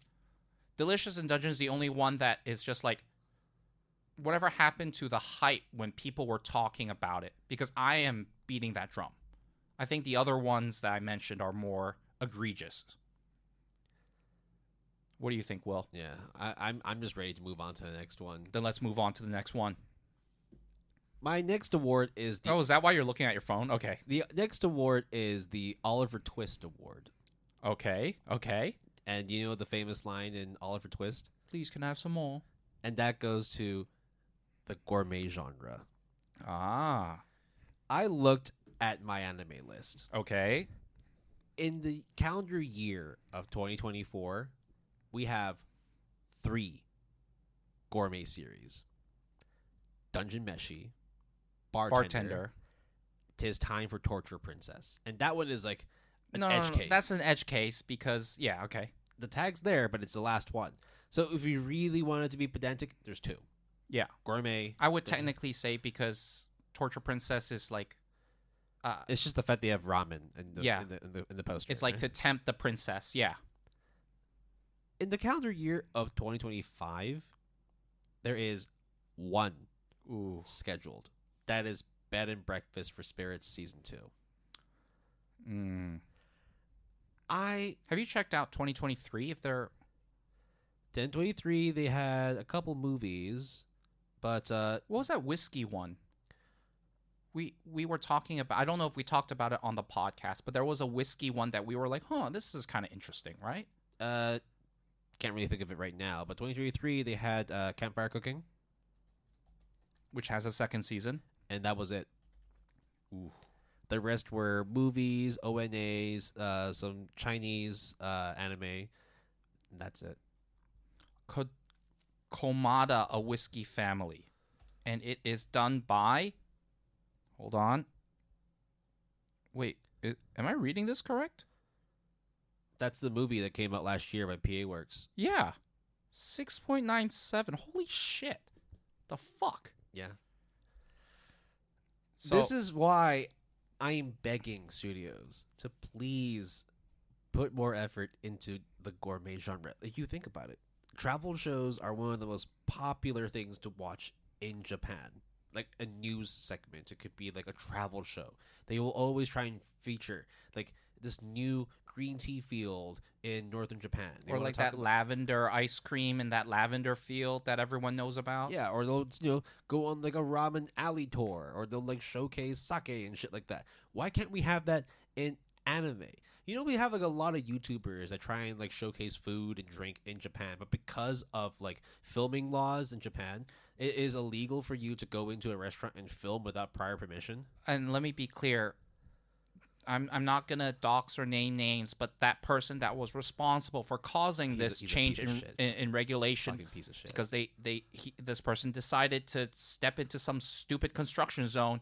You motherfucker! Yeah, fuck You that. ruined live streaming Fuck that guy. for like a lot of people, bro, and among many others that decide to follow in your fucking footsteps. You know what's Like, really fucked up too? So he like basically cried in court and said he would never do that shit. and then he went to a certain other country And and, then- did pretty bad shit. While he left as well, he also said, "Yeah, I lied in court. I completely lied so I can get out of jail." What a fucking asshole. Anyways, it's not about him. What I'm trying to say though is that like people in Japan absolutely love watching food and drink, like gourmet related content. So why cannot we have that in anime? I mean, I would argue in general, right? For a long time, these kinds of travelogue shows are very popular in Asia for forever. Yeah. But recently, Chef's Table on Netflix has, and like, Jiro Dreams of Sushi is like a resurgence of like what they call like food porn, right?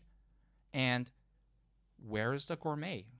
Delicious in Dungeon is that, sure. I mean, shit, I grew up watching like Anthony Bourdain, Samantha Brown, Alton Brown, Andrew Zimmern, shit like that. Like, I fucking love watching food shows. The fact that there was only 3 and 2 of them are actually like focused on food, and the last one is just using food as a gimmick in "'Tis Time for Portrait Princess," it kind of makes me feel sad.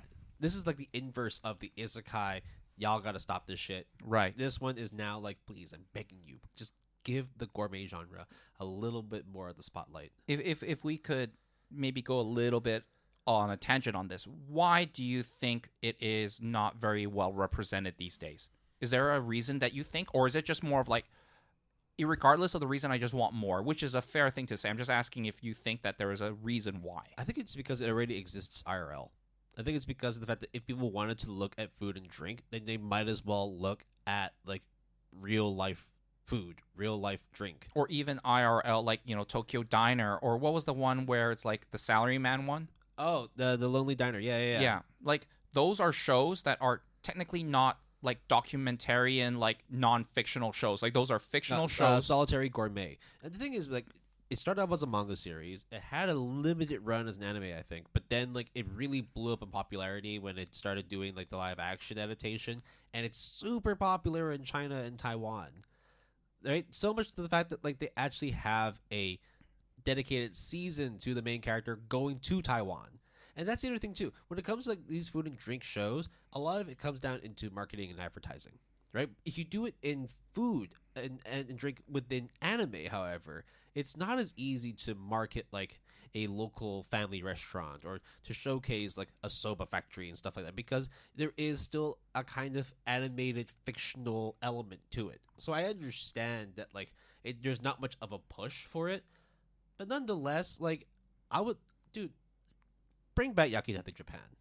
Give me that shit. Give me another season of, Emiya-sama, like, all that shit. Just give me more gourmet.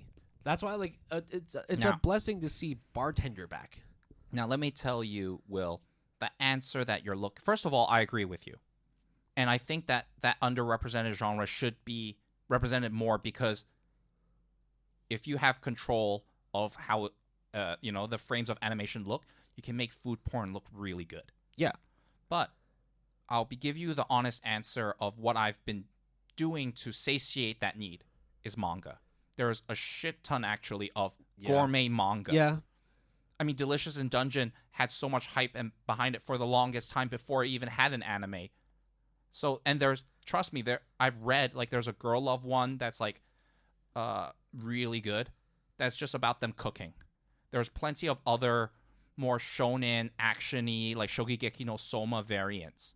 There is a ramen one about, like, a cat that owns a ramen shop or something.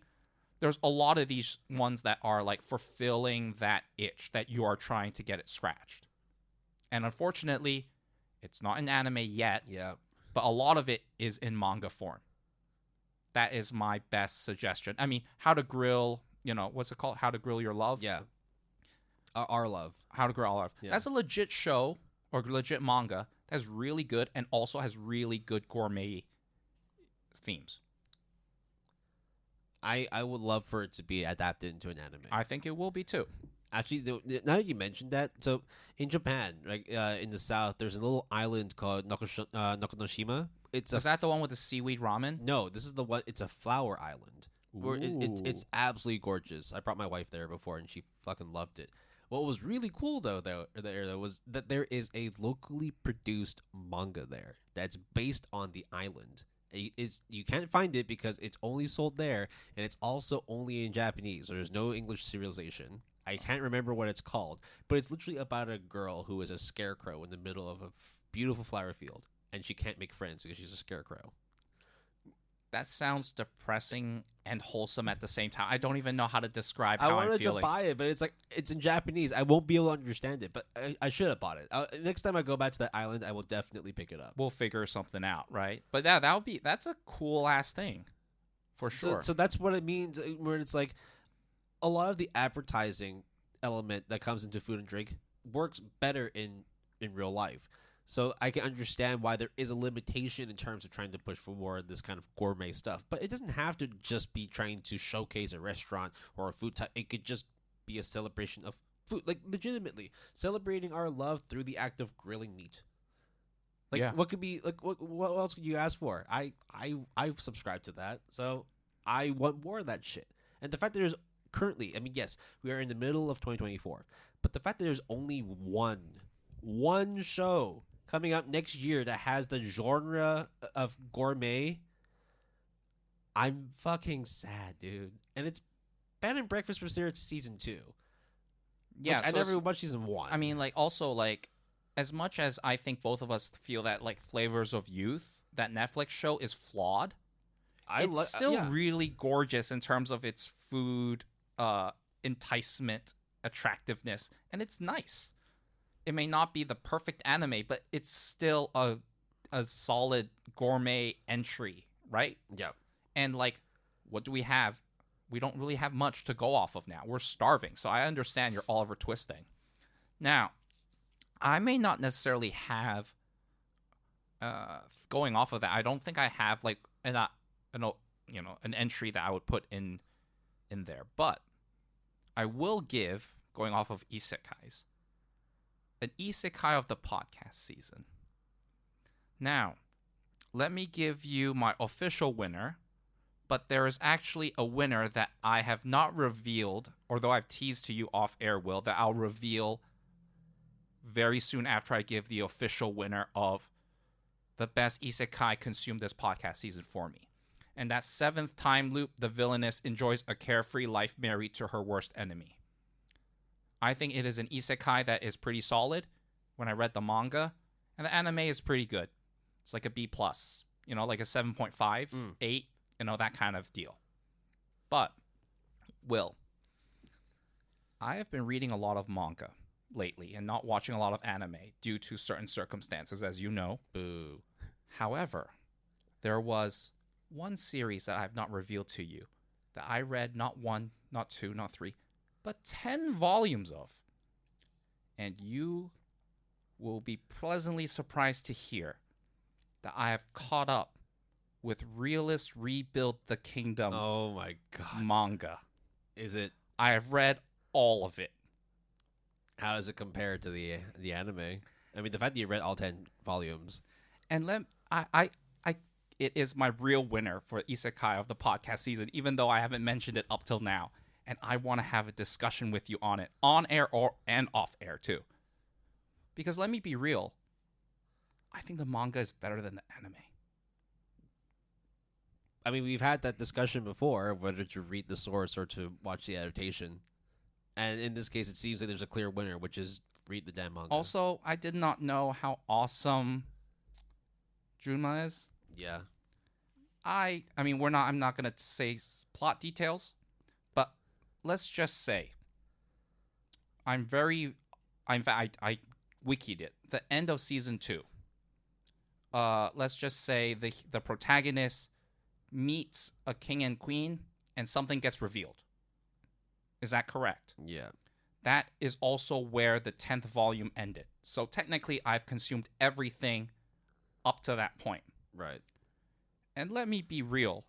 That, for Realist Rebuild the Kingdom, it's a fucking damn good anime and manga, probably.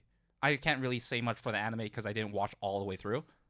But if it's anything close to the manga, it's fucking fantastic, dude. 7.73. That's for the light novel. I gave it a 9 out of 10. It's really fucking good, dude. Damn, okay. I don't know how intricate they go in terms of the dryness of it, but this is as dry but as captivating as it can get. Also, can I just say... You're reading a textbook at this point. Can I also just say that, like, the females look more well-endowed... Of course. ...in the manga. Of course. Whereas I think in the anime, they cater to certain people in order to have a varied harem, if you will. Yeah. I mean, like, when you have characters like, you know, like Juna or Aisha or Excel... Yeah. You can kind of figure, like, if that's how they look in the anime, I wonder how they looked in the manga. Also, like, it was very easy for me to, before I consumed the manga, to dismiss the protagonist. To be like, oh, it's just one of those, like, OP geniuses, right? But the way at least the manga conveys it, it's just like a pragmatist. Like, someone who clearly has his shit together. It's like, I'm just gonna spoil something like in like the first like 2 episodes of the anime and like in the first volume of the manga. It's like, oh, the protagonist has a fucking superpower. Yep. I'm like, oh yeah, of course, that makes sense. You know, all, you know, reincarnated heroes. Oh, sure. What is your superpower? I can control shit. Oh yeah, that's cool. What are you gonna do with it? I'm gonna make all these quills. Yeah. Fucking just do simultaneous shit. I need to, do as much accounting as I can right fucking now. But you need to save the fucking kingdom. This is how I'm going to save the kingdom. And, like, I don't fucking know. And then there's, like, radio broadcast programs. I'll just say that. And yeah. There is, like, a mad scientist. Yeah. I will say that. Yeah. Like... By the way, all this already happened in, like, Season 1 and Season 2. So yeah, I know. Yeah. So it's not necessarily spoilers unless if you want to read up on it. But even I'm being somewhat cryptic, right? Yeah. And then there are, like, secret agent ninjas and shit like that. Yeah. There are orphanages and slaves, and like how it was treated was actually kind of heartwarming. I don't understand, Will. I'm like losing my fucking mind as I'm reading this. But it was of joy. And it was one of those things where like I really hope they continue with the anime. And definitely, I think they will continue with the manga. Well, it's not looking that great at the moment because Season 1 came out in 2021, and then the year after it came out, second season came out, so it's been 2 years. Yeah, and here's the issue if we ever... I know we're going a bit off tangent and a bit too much on it, but all I will say is when an anime gets a manga... when a manga gets an English translation and there's a bunch of source material to translate, they usually release it pretty quick. Yeah. In order to catch up. And I think that's what the issue is we have right now because the light novel only came out in 2016. Yep. And like there's only so many chapters that they can adapt, right? So and the manga now has caught up pretty much like a volume or two away from the Japanese release. Yeah. So it's going to be slim pickings here on out. But there is a good chance it will be adapted. It just won't be done so soon. You would just have to wait maybe another year or two. Maybe 2025 is when we'll see the next realist. And I really like the manga style. I'll just say that. And I'm glad you really like realist. yeah, because I really like it you too. dropped that knowledge on you, right? Smiling. You're smiling the whole way through. I'm just getting ready for the next one. That's what it is. Let's go. The I am glad it stopped award. Ooh, that's like the Stop the Trend award, right? And there was only really one winner, which was the controversy that was localization. Because when that bit of controversy popped up, it legitimately, it wasn't like super widespread, but there was enough people on Reddit, there was enough people on There's YouTube. enough chirping and chatter, right? Yeah, it was also the fact that we had, one or two very well-known, influencers on YouTube kind of getting in on the action as well, and their particular fan base, being of that particular demographic, also kind of stoking the fire that was their belief that localization is ruining shit. I gotta be honest. Throughout that whole period, I was really fucking annoyed. Not annoyed at the localization part, but annoyed at the people that were trying to sort of bring down the name of localization. I'm not a translator. I'm not a localizer, but I also know how much time and effort goes into doing this stuff. And I mean, we did a whole AD on it. If it wasn't for them, we wouldn't be able to get anime in the first place. And so now that, like, legitimately nobody's fucking talking about it anymore, I'm so thankful. Because people needed to calm down. There was nothing wrong with it. Yes, they might have pissed off a few fans of certain manga series and anime series because of their choice of words when doing translations or localization. But, like, no harm done. And, like, the fact that, like, now nobody's talking about that shit, I'm super thankful. Because now the talk has been moved over to AI. And that is, like, fine, whatever. You guys can talk about that shit. I'm just staying out of it. But And I mean, we're not staying out of it because we have mentioned it time and time again. But I think also that's where the right dedication and priority should be at. Yeah. Because that has really big ramifications, right? Yeah, I think that, like, the time and energy that people spent into shitting on localizers to the point where, like, death threats were sent out as well, like, that, again... It's one of those things that, like... You can criticize something, but you never put someone's life in danger. Like, that whole YouTuber disclaimer of, like, we're gonna mention it, don't dox them, don't fucking do that shit. If you do that, I don't respect you, I don't vouch for you, that's fucked up. I mean, we say that too, and trust me when I believe that all those creators who say that are not just saying that to protect their asses, but they also believe in that bullshit because and not bullshit as in they believe in that, like, the situation is bullshit. Exactly. That situation is bullshit because the fuck, man, like, even if it's stupid in terms of the other opposing party is in the wrong, don't stoop to that level where you are then going to endanger the lives of other people. That's fucked up, bro. Yeah. And so that's why, like, I'm super thankful that people just shut the fuck up about it. The fact that, like, no talk about localization controversy has popped up in the last 2 months, I'm super thankful. And I'll just leave it at that. All right. I also agree. How many awards have we done? I think we've done 4 each so far. I've done 4. So I've got 2 left. Okay. Then I can rattle off both of them in one go. Okay, I will rattle off one really quick, which is my first in line / we need this day 1 award. And it is given to the anime or manga that I cannot wait to consume that was announced this podcast season. There is the Monogatari one, which is probably the most obvious one. In 2 months, yeah. But then there is another one that we have not mentioned really. Look Back. Oh, yeah. Being a fucking movie that's coming out on June 28th, at least in Japanese theaters, I guess. Yep. Is a movie of a one-shot of Chainsaw Man Tatsuki Fujimoto fame that I cannot wait to see, just to see how it goes. We probably will get it in Hong Kong, like, not too long after. I think the whole world will get it, but when is a different issue. But I bet your ass, I'm going to drag your ass. I don't think I even need to drag your ass. We will watch it. We have to watch it. We'll have to find some time for it, for sure. But I'm so excited for it. Day 1. We probably should do that shit. Do you got anything else for this award? Or I mean, it's the Monogatari. That was, and I guess the Haikyuu thing, but then this was before we actually watched it. So on to my penultimate award, which Mhm. is the Icarus Award. Yo, too close to the sun? And that award goes to you Yeah. for vouching for Kaiju number 8 to be a I top thought 100. this would happen. I thought this would And happen. instead, it's at a very, very, very respectable top 300.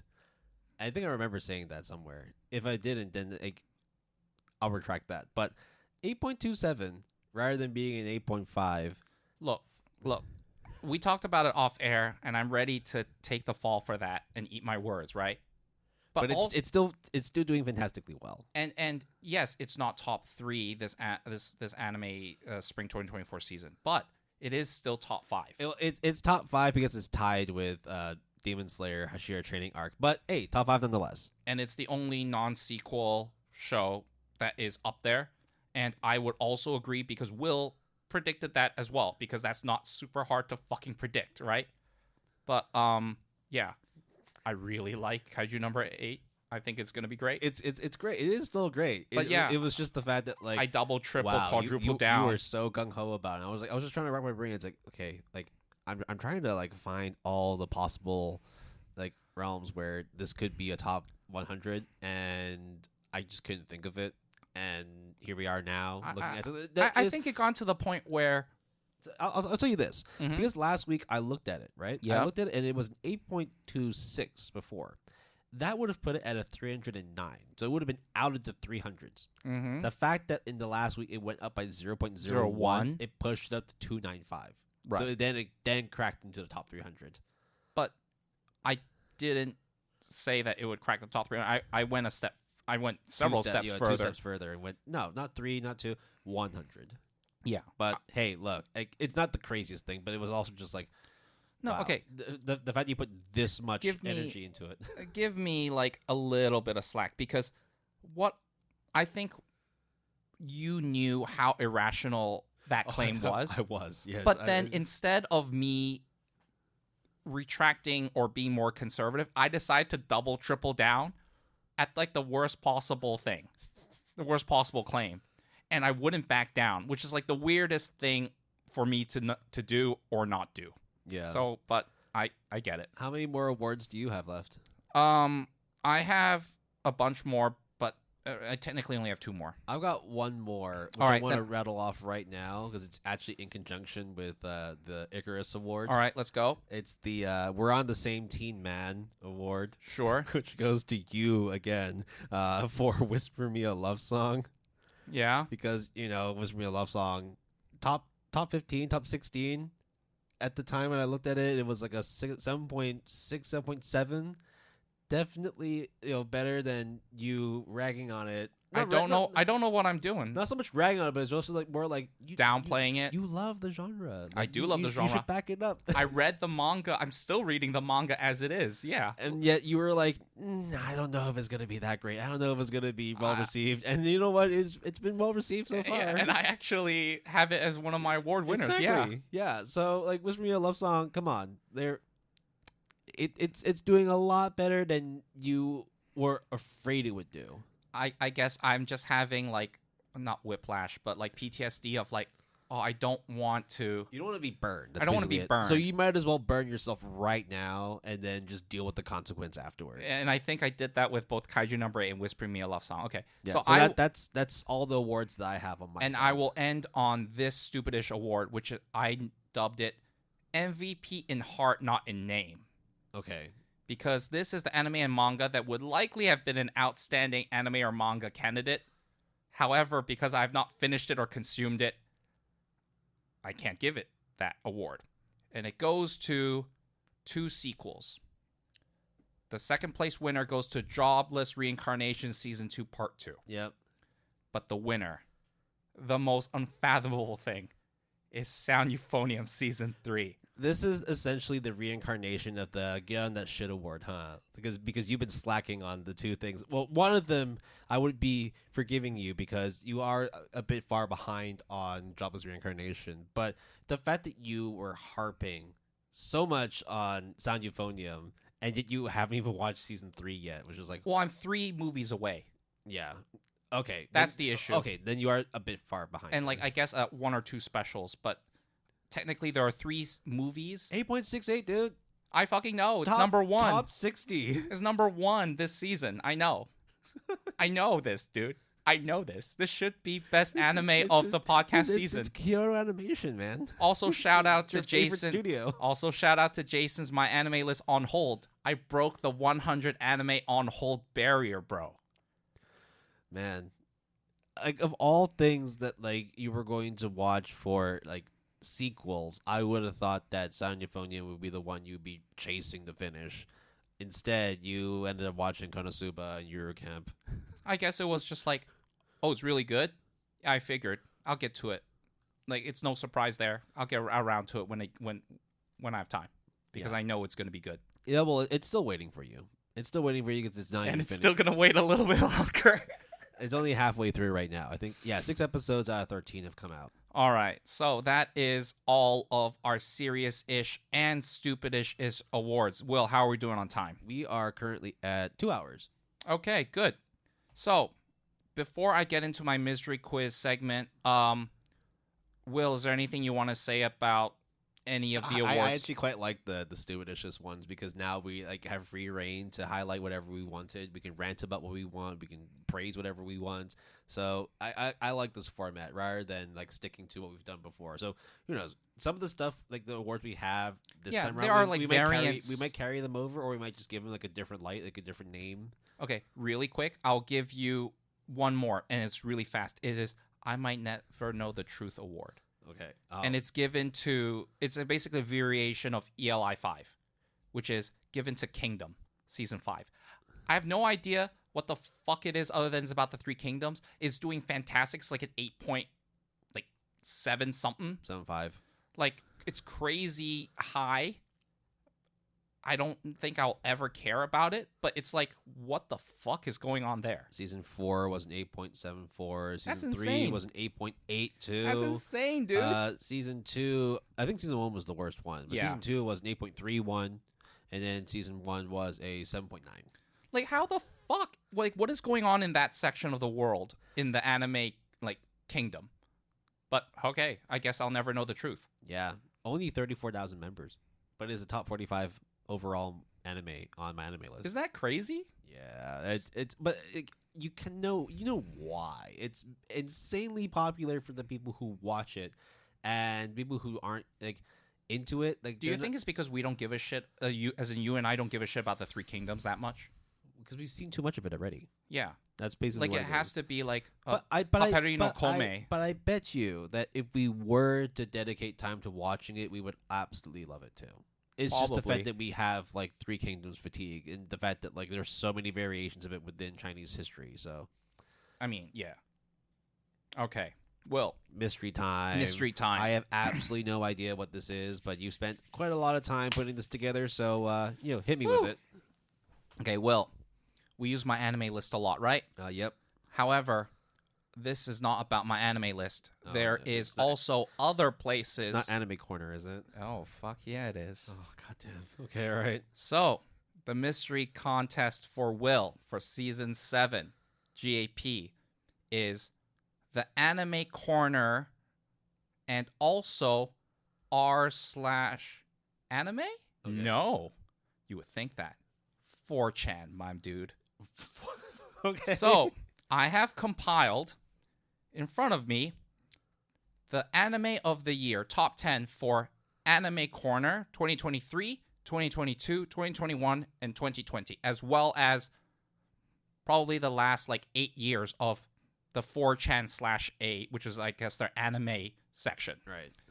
But I don't want you to necessarily name the top, because that's kind of easy in general. Okay. I need you to name the mid one. And this is what I'm going to do. Because obviously, if I just give you any given year, you're going to have to think of the names of the shows. So what I'm going to It's do... hard to remember what came out every year. Yeah. Exactly. That's really demanding. So, I have devised in alphabetical order the shows that are in the top 10 of the Anime Corner as well as on 4chan. And you're going to have to figure out which one is the closest to number 5. or any of that variation, Okay, right? so I have to find the middle of the pack. Okay, all Yeah. right. I mean, because it's easier to, I mean, with Anime Corner especially, and I know, it's like sometimes we don't even know what the fuck is going on. Yeah. Yeah, you can have like a Demon Slayer going on, but for some reason, like you'll have like Dangers in My Heart being number 1. So, let's just start with the most recent one. Okay. 2023. So, it has all been compiled and tallied up. I will now tell you the animes in numerical order, top 10. I'm sorry, in alphabetical order. And you're going to have to give me either a position and the name. I would like to ask for number 5 if you can. Okay. In alphabetical order, Attack on Titan, final season, the final chapter. Okay. Bleach, 1,000-Year Blood War, the separation. So basically season 2 of 1,000-Year Blood War. Bungo Stray Dogs, season 5. Yep. Frieren Beyond Journey's End. Okay. Hell's Paradise. Jujutsu Kaisen Season 2. Oshi no Ko. The Dangers in My Heart. The Eminence in Shadow Season 2. And Vinland Saga Season 2. Okay, outside of Dangers in My Heart, all the rest of them are really good anime. I haven't watched Enemies in Shadow, but I know how good it is. Now, of course, you can... Oh, it's really hard. Now, again, this is just for shits and giggles. So you can decide if, like, oh, this is number 1 and number 10. Because all of these shows are ranked from 1 to 10. But obviously, I gave it to you in alphabetical order. You can decide a place and that anime, or you can even try first and last if you want to. I have a feeling, and this is with Anime Corner, Yep. that Frieren should be number 1 as well as, Incorrect. where is Frieren? Number 4. What? Correct. Frieren has 6.82% of the votes at number 4. So that means that Hell's Paradise must be near the bottom then. I'm thinking Hell's Paradise is like 8. Hell's Paradise is number 10 at 3.43%. I would have gone last, but I wanted to be a little bit nicer, so I put 8. So I'm actually kind of close with that one. Yeah, okay. With Frieren, you're off, but then you used it to determine Hell's Paradise. So you're kind of like thinking in the mind. Because my original thinking was that Frieren must be number 1, and Hell's Paradise must be near the bottom. So anything else is. But you see, you're thinking like a normal person. You're not thinking like an Anime Corner person. Not throwing shade. Look, okay, listen, it's a different demographic. Who are you throwing shade at, right? Definitely not me, right? Definitely not you, because I'm like, this is crazy. So what else is there? There was Bungo Stray Dogs 5. I can repeat any of them for you if you want. There was Attack on Titan, the final. Yeah. There was also Eminence in Shadow. There was Dangers in My Heart. Is that season 1 or season 2? 1. Season 1. That was the one that like had that huge spike. Because season 2, I think, was Winter. It's not Dangers in My Heart be number 1, is it? No. Okay, thank God. Where's that one? Is that the mid? Very close to the mid. That Number was 6. Okay. 5.04%. So what would be between Frieren and Dangers in My Heart? You're going to lose your mind when you actually know. So, okay. Attack on Titan. Mm-hmm. Bungo Stray Dogs. Mm-hmm. What were the other 5? So has everybody? Because we already. Okay, you said Attack on Titan. You say Bungo, right? And we also Attack on Titan, Bleach, 1,000-Year Blood War Season 2. Yep. From now on, I'm just going to list them in alphabetical order. So then that way there's no clue, right? You already said Frieren. Yep. You already said Hell's Paradise. Yep. JJK Season 2. Okay. Oshi no Ko. You already said Dangers in My Heart. Eminence in Shadow Season 2. And Vinland Saga Season 2. Okay, Oshinoko is number 1. No. Oshi no Ko is number 9 with 3.79% of the votes. I fucking hate this. Oh my God. What the fuck? Okay, Frieren not being number 1 is already pretty insane, but the fact that Oshinoko is bottom of that top 10 list along with Hell's Paradise is fucking sacrilegious. Holy shit. So, okay, like you said, there really is no normal way of trying to guess this. Yeah, that's why it's for shits and giggles. But see if you could, like, maybe figure out, like, I'm just going to wing it, and I think that number 5 is Eminence in Shadow. No, that's number 8 with 4.18% of the votes. Constantly picking the worst of the 10. Holy fuck. Okay. Okay, I will tell you. Went from 10 to 9 to 8. Let me tell you. What do you think is number 1? Well, based on this list now, Attack on Titan Nope, that's number 2. was number 1. Then Bungo Stray Dogs? Bungo Stray Dogs is number 1 for the top 10 anime of 2023 with 10.31% of the votes. Okay, fair enough. I love Bungo Stray Dogs, but there is no way that Bungo Stray Dogs should be higher than Attack on Titan. Attack on Titan, the final season, the final chapter, has 8.15% of the votes. And number 2, right? At number 2. So then, what, is Bleach number 3? Correct. Okay. With 7.51% of the votes. Okay. So there's that then. You have yet to mention JJK and Vinland Saga. And the only 2 places that has left. 4 and 5. So Nope, is 5 and 7 because Frieren is number 4. Oh, right. That's right. 5 and 7. So what is better than Dangers in My Heart, Eminence in Shadow, Oshinoko, and Hell's Paradise? But not as good as the other one.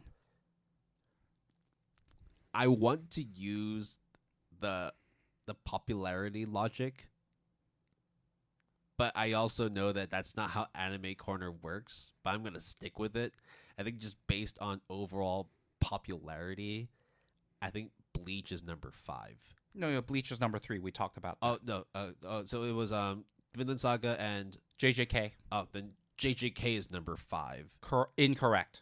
JJK is number 7 with 4.74%, making Vinland Saga the most middle-of-the-pack show for 2023 for Anime Corner with 6.17% of the votes. Oh, my God. All right.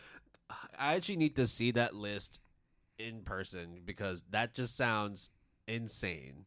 Good. The fact that I managed to get the worst ones, but when it came to the top 7, I was literally all over the place. You know what? Let's scratch the 4chan because actually I was thinking that, we're just going to go through this like really fast, but I'm actually kind of digging this. Okay, 2022. Okay, this brings me back. Okay, I will give you the top 10 in alphabetical order. Okay. Attack on Titan Final Season Part 2. Okay. Bleach 1000-Year Blood War, obviously Season 1. Bocchi the Rock. Cyberpunk Edge Runners. Kaguya-sama Love is War Ultra Romantic. Lycoris Recoil or Licorice Recoil. Mob Psycho 100 Season 3. Spy X Family Season 1. Summertime Rendering or Summertime Render. I love that show, but okay. So AOT, right? JJK. I think rather than guessing like the middle, like just try to guess which goes where. Spy Family, Lycoris Recoil. I can recall it whenever you Summertime Render. What were the other 5? Just go in the list and then AOT, yep. Final Season Part 2. I should probably write this down instead. It's okay. No, it's Bleach, fine. 1000-Year Blood War Season 1. Bleach. Bocchi the Rock. Bocchi. Cyberpunk. Kaguya-sama. Kaguya. Licorice Recoil. Licorice Recoil. Mob Psycho Finale Season 3. Mob. Spy. Yep. Season 1. Summertime Render. So that's 1, 2, 3, 4, 5, 6, 7, 8, 9. Where's the 10th one? I got AOT, Bleach. Bocchi, Demon Slayer. Demon Slayer. Okay.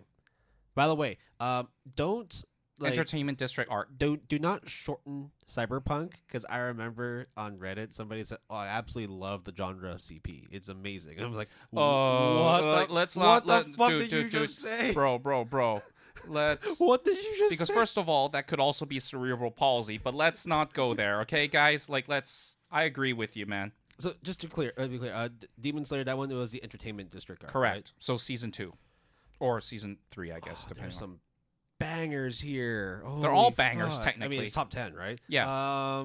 But I think I was actually very surprised at what the number 1 was for 2023 being Bungo Stray Dogs. Mm-hmm. But I feel like is number 1 Bocchi the Rock? Incorrect. Bocchi the Rock ends up being... Do you want me to tell you? Yeah, just tell me. At 10th place is Bocchi the Rock with 4.62% of the votes. I don't understand this. Okay, again, it's still top 10, which means it's amazing, but yeah, they put Lycoris Recoil above Bocchi the Rock? You're correct. So is that one 9th? Who? Lycoris Recoil. No. Okay. there is Give me a show. Second, give me a second Yeah, chance on that don't one. don't. No worries. Am I far off with it though? What? Being ninth for Licore's Recoil. You're not far off at all. But the That's more 7. sacrilegious thing is what what is above. I would. And Licore's Recoil is 7th then. It's 8th. 8th. Okay. With 5.50% of the votes. The problem is what is at number 9 though. That's the issue, because that technically is deemed better than Bocchi the Rock, but worse than Licorice Recoil. Kaguya-sama. No. Where's Kaguya-sama? Can you guess? Number 1. Nope. Number 4. 4. Number 4 with 7.37% of the votes. But what is number 9, Will? It's Summertime Render, isn't it? No. Thank fuck. Okay, good. All right. So then it must be Mob Psycho. No. It must be Bleach. No. No, it can't be. At number 9, Spy X Family with 4.89% of the votes. So from bottom, number 10 is Bocchi the Rock. Number 9, Spy X Family. I absolutely hate this segment. Holy Number fuck. 8, Licorice Recoil. Number 7, Now it's Summertime Render. correct. Okay. With 5.87% of the votes. So what makes it So 6 and above now, so you haven't ranked yet. I got Kaguya at 4. So what's between? Oh yeah, Kaguya, you did say 4. Yeah. So what's between Kaguya and Summertime for 5 and 6? But these are all bangers, dude. It's fucking AOT, Bleach, Cyberpunk. I would Demon say Slayer, if you're like Mob Psycho. 1 or 2, like even 1 off, I would give it to you, right? I mean, it's Yeah. all for shits and giggles, but Then I would say Mob Psycho's at 6. incorrect. What season number is it? Oh my god, that's right. It's the final No, but what season number is it? season 3, right? So it's 3rd place. That's how it works with 7.72% of the votes. That's the logic behind how you vote for this shit. Okay, right? No, it's not, Will. But I mean, who For, knows for, what the for, for, for- no, who for knows the what- number 3 it is. Who knows what the formula is? Okay. Yeah. So, wow. So that means that between Bleach, AOT, Cyberpunk, and Demon Slayer, which for most people are vastly superior to Mob Psycho, 2 of them are worse. I think that What's number 1? it's AOT. Correct. Okay. So even though we said Mob Psycho Season 3 is 3rd, Final Season Part 2 has a 2 in it, but it's number 1 with 13.66% of the votes. What's number 2? Bleach. Correct. Okay. Bleach 1,000 Year Blood War with 11.76% of the votes. You got Mob Psycho for number 3, So that now means I need to pick 4, the 5, and 6. the mids. You got 4. Kaguya's already number 4, so that means Cyberpunk and Demon Slayer in alphabetical order, right? So which one is above the other? Demon Slayer is 5. Incorrect. Cyberpunk Edge Runners is number 5 I with don't- 6.56%, I don't and understand. Entertainment District Art was 6.37%. I don't understand this, man. I'm loving this. How does the math work here? How is Kaguya-sama so high, but fucking Spy X Family is so low? Again, this is top 10. I get that. I but get it that still, too. It still pisses me off that this It's is like, how... no, here's the thing, Will, right? Like, if we just go off tangent a bit, there's like no, okay, it's like, oh, are they like an artsy crowd? Or is it like they're more shonen action? It's like, because there's no There have pattern. been times where I've seen like Anime Corner and the number 1 show would be Dangers in My Heart, right? But then like you then tell me like AOT's number 1. It's like this shit don't make no sense. Okay, Now we're 2021. Okay. In alphabetical order, Yep. you have the 3rd appearance of an Attack on Titan show. Okay. Because, unfortunately, that's how it went, It's right? still part of the final season. Yeah. So, Attack on Titan Final Season Part 1. Yep. Fruits Basket The Final. Oh. Jobless Reincarnation Season 1. Yep. ReZero Season 2 Part 2. Okay. Slime Isekai Part 2. Yep. Oh, sorry. Oh, ReZero Season 2 Part 2. Slime Isekai Season 2. Yep. The Duke of Death and His Maid Duke Season and his 1. maid, Yep. Quintessential Quintuplet Season 2. Tokyo Revengers. Tsukimichi Moonlit Fantasy. And last but not least, Vivi Fluoride's Eye Song. Vivi Fluoride's Eye Song. So, in what order? Will? Okay. This one is very varied because you have AOT and you have ReZero along the likes of Dugan is Maid and Tsukimichi. Number one's got to be AOT again, right? Is it though? I'm doubling down. It's number one. Because you're wrong. It's number two, isn't it? No, it's not. It's number three, isn't it? No, it's not. What the fuck? At number 4, we have Attack on Titan Final Season Part 1 with 5.65% of the votes. Jobless Reincarnation is number one. Correct. Okay. Mushoku Tensei Jobless Reincarnation with 6.72% of the votes is number 1. Wow, 6.27. So it's actually very close then. Yeah, because for 2022, there were some top 2 being Attack on Titan and Bleach was 13 and 11%. And Bungo Stray Dogs was 10% for 2023, but then it's very low, meaning that in 2021, a lot of people voted for other shows being Anime of the Year. That would explain why AOT is not that high up, because the standard deviation is actually quite small. Number 4 being Attack on Titan, and number 3 is 0.03% difference. That's how crazy that is. I'm gonna go with ReZero. For what? Number 3. Correct. Okay. I'm getting a bit better at this. I say that now. I'm gonna fucking shit the bed later though. What would be number 2 of these? I don't think it's VV. I'm just doing this because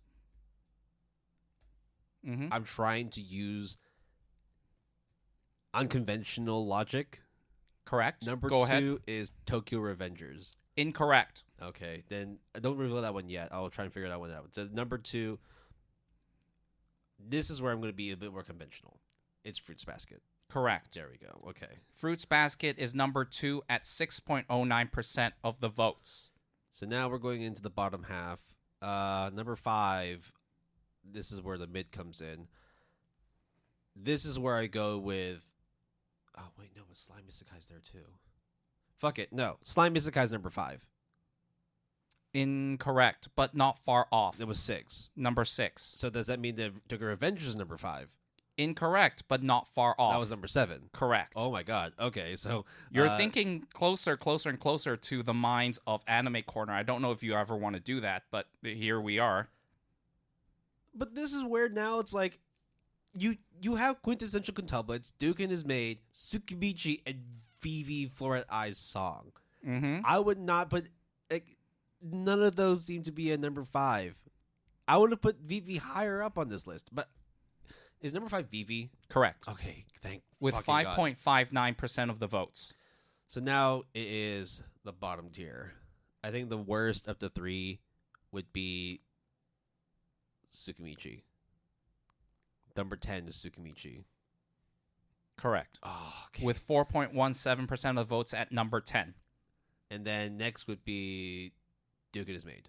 Correct. There we with go. With 4.27%. I'm getting at number 9. You're getting way better at this. Okay, thank fuck.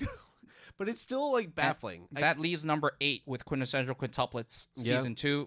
And obviously Tokyo Revengers is number 7.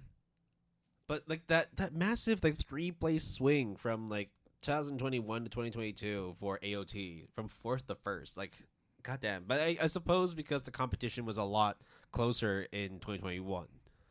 Now I've saved the best for last because this is the weirdest mishmash of top 10. Although I would argue, giving you a bit of a hint here, this was also 2020, right? This Correct. was also when COVID started. So correct. Yeah, but. Well, actually, I wouldn't say what I'm about to say, but I will give you all of the top 10 anime. Are you ready? Yeah, let's do this. You're going to see some weird shit, aren't you? Yeah, I am. Just give me a sec. I don't think AOT released that year, so it can't be AOT because Season 3, Part 2 came out in 2019. Okay. I think. Starting off with the letter A, we have Akudama Drive. Banger.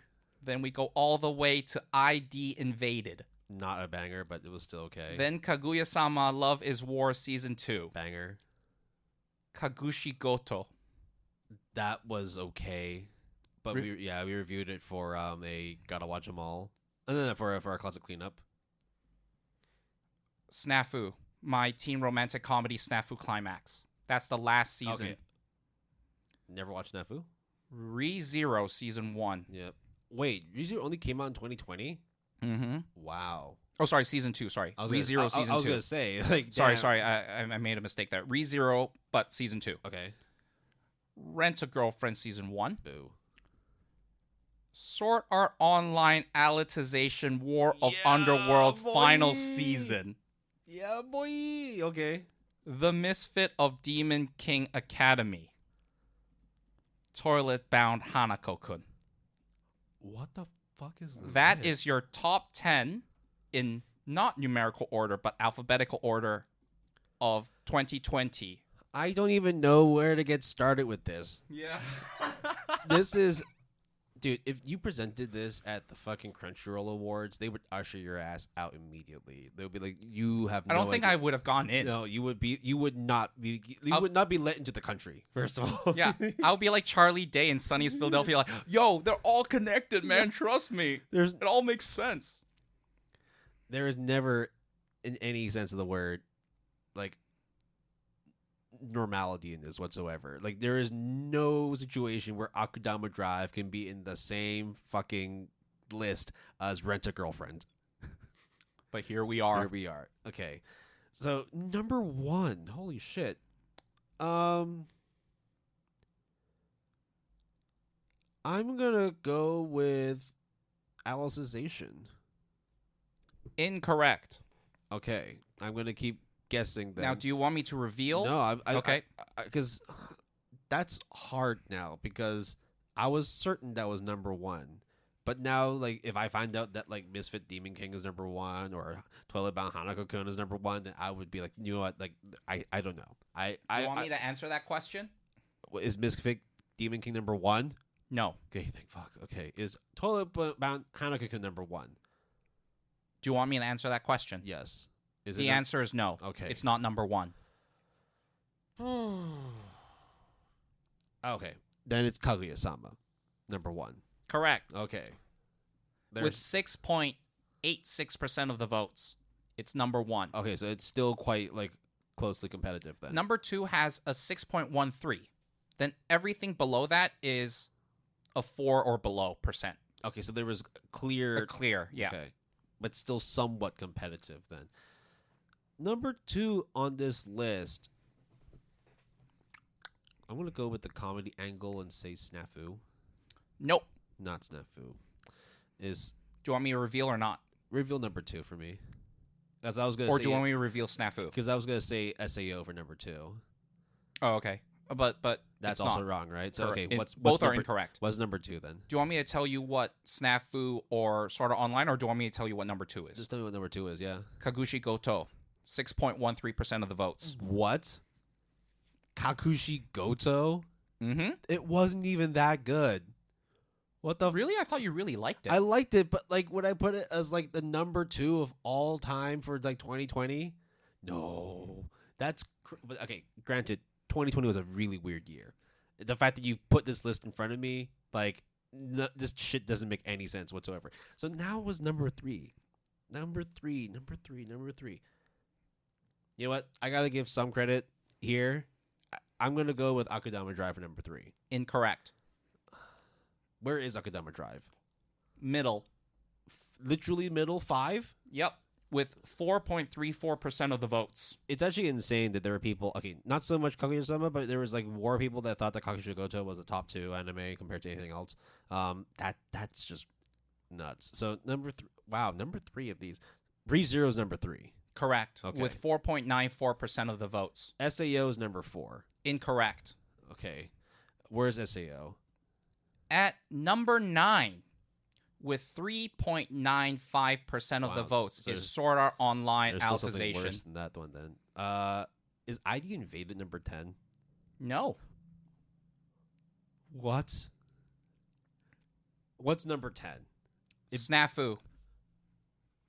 With 3.63% of the votes. My teen romantic comedy Snafu Climax, a.k.a. the final season.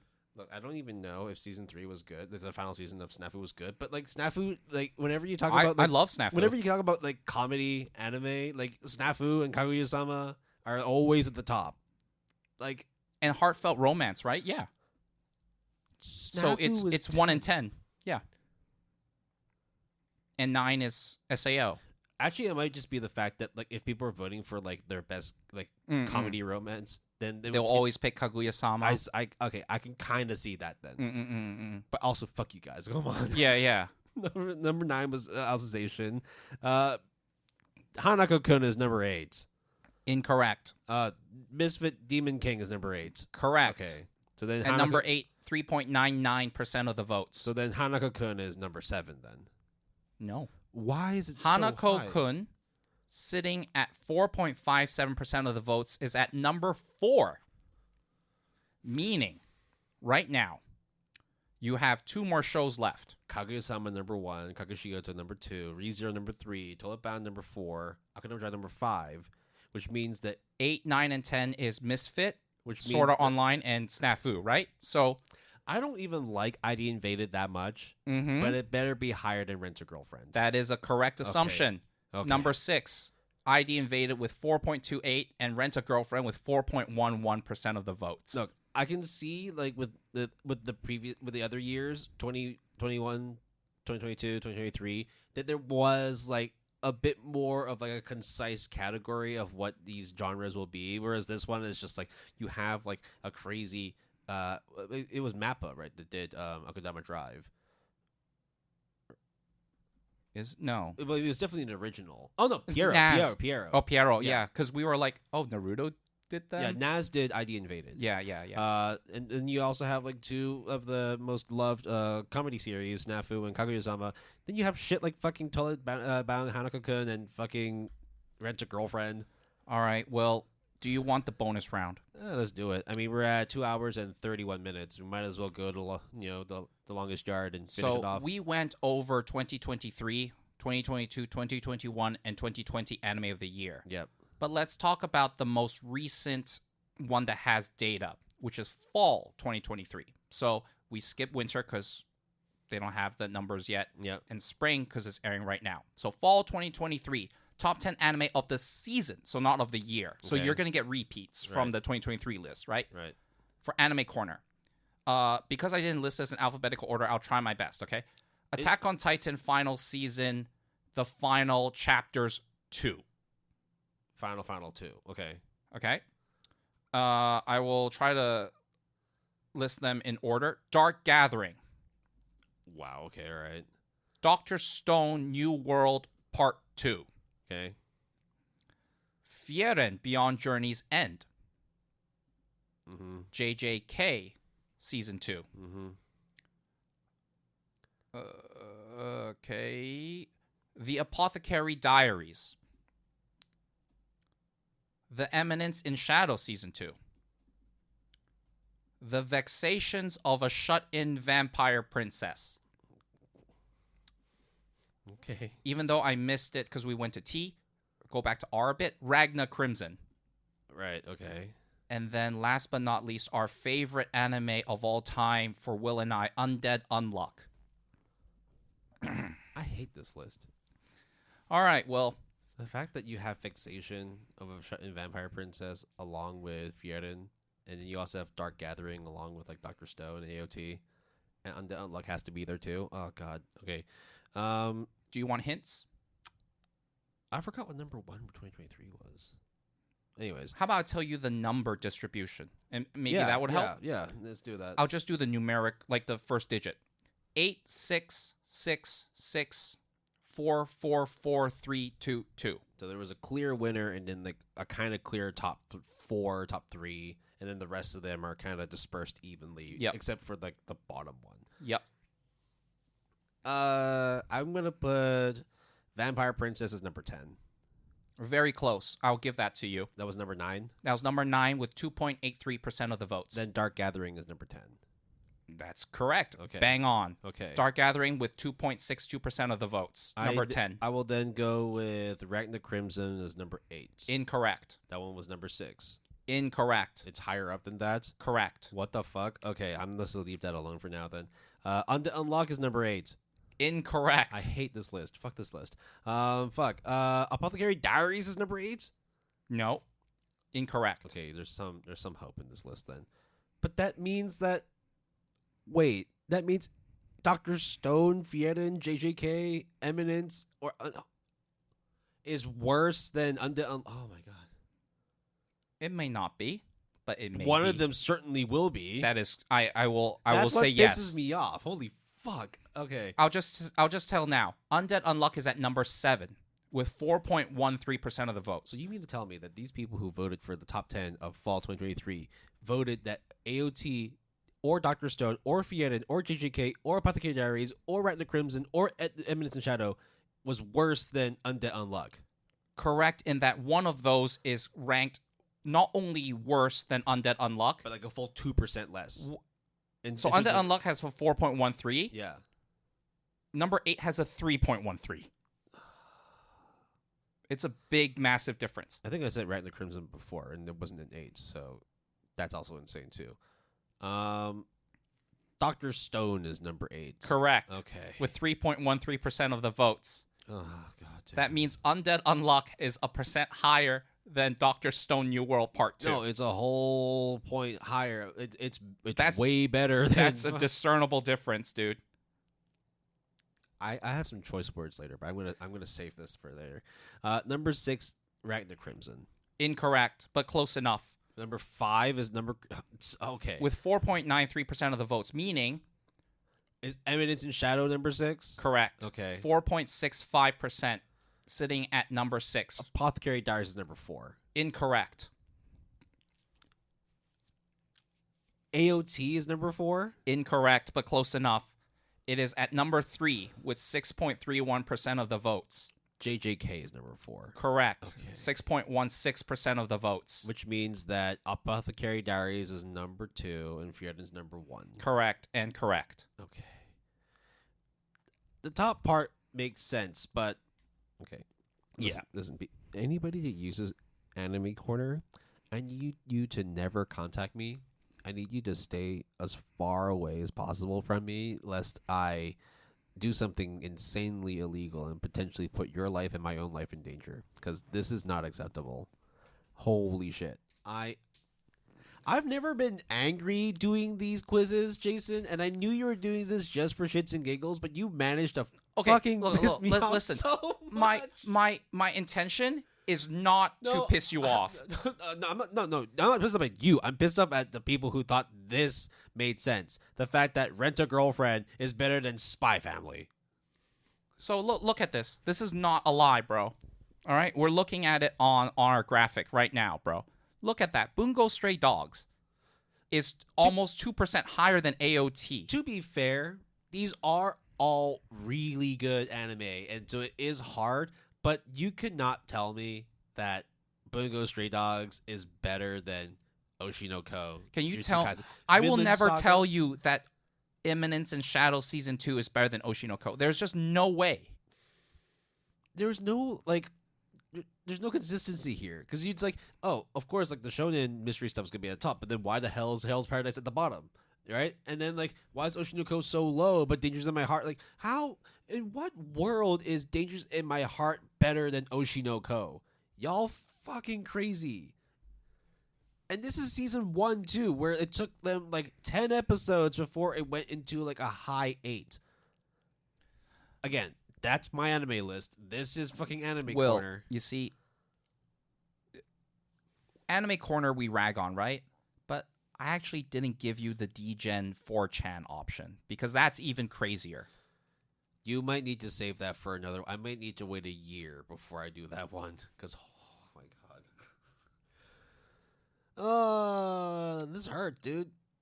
I mean, like, I'm not even like a stan for Fieten, but the fact that it's lower than Bleach is pretty nuts.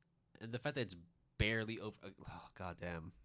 How do they vote for this shit? Like, this is like, okay, so this is all like voted for by Anime Corner users, right? Yeah. So to my knowledge, how they do it is, first of all, look at that number. Based on 82,000. Okay. So that's, and to my knowledge, what it is I could check it, but it is, don't quote me on this, is they vote for like their number one show, anime of the year.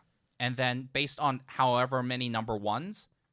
Oh, they weight the score afterwards. Yeah, so it's like the most amount of number ones is then number one. The second amount of number ones is number two.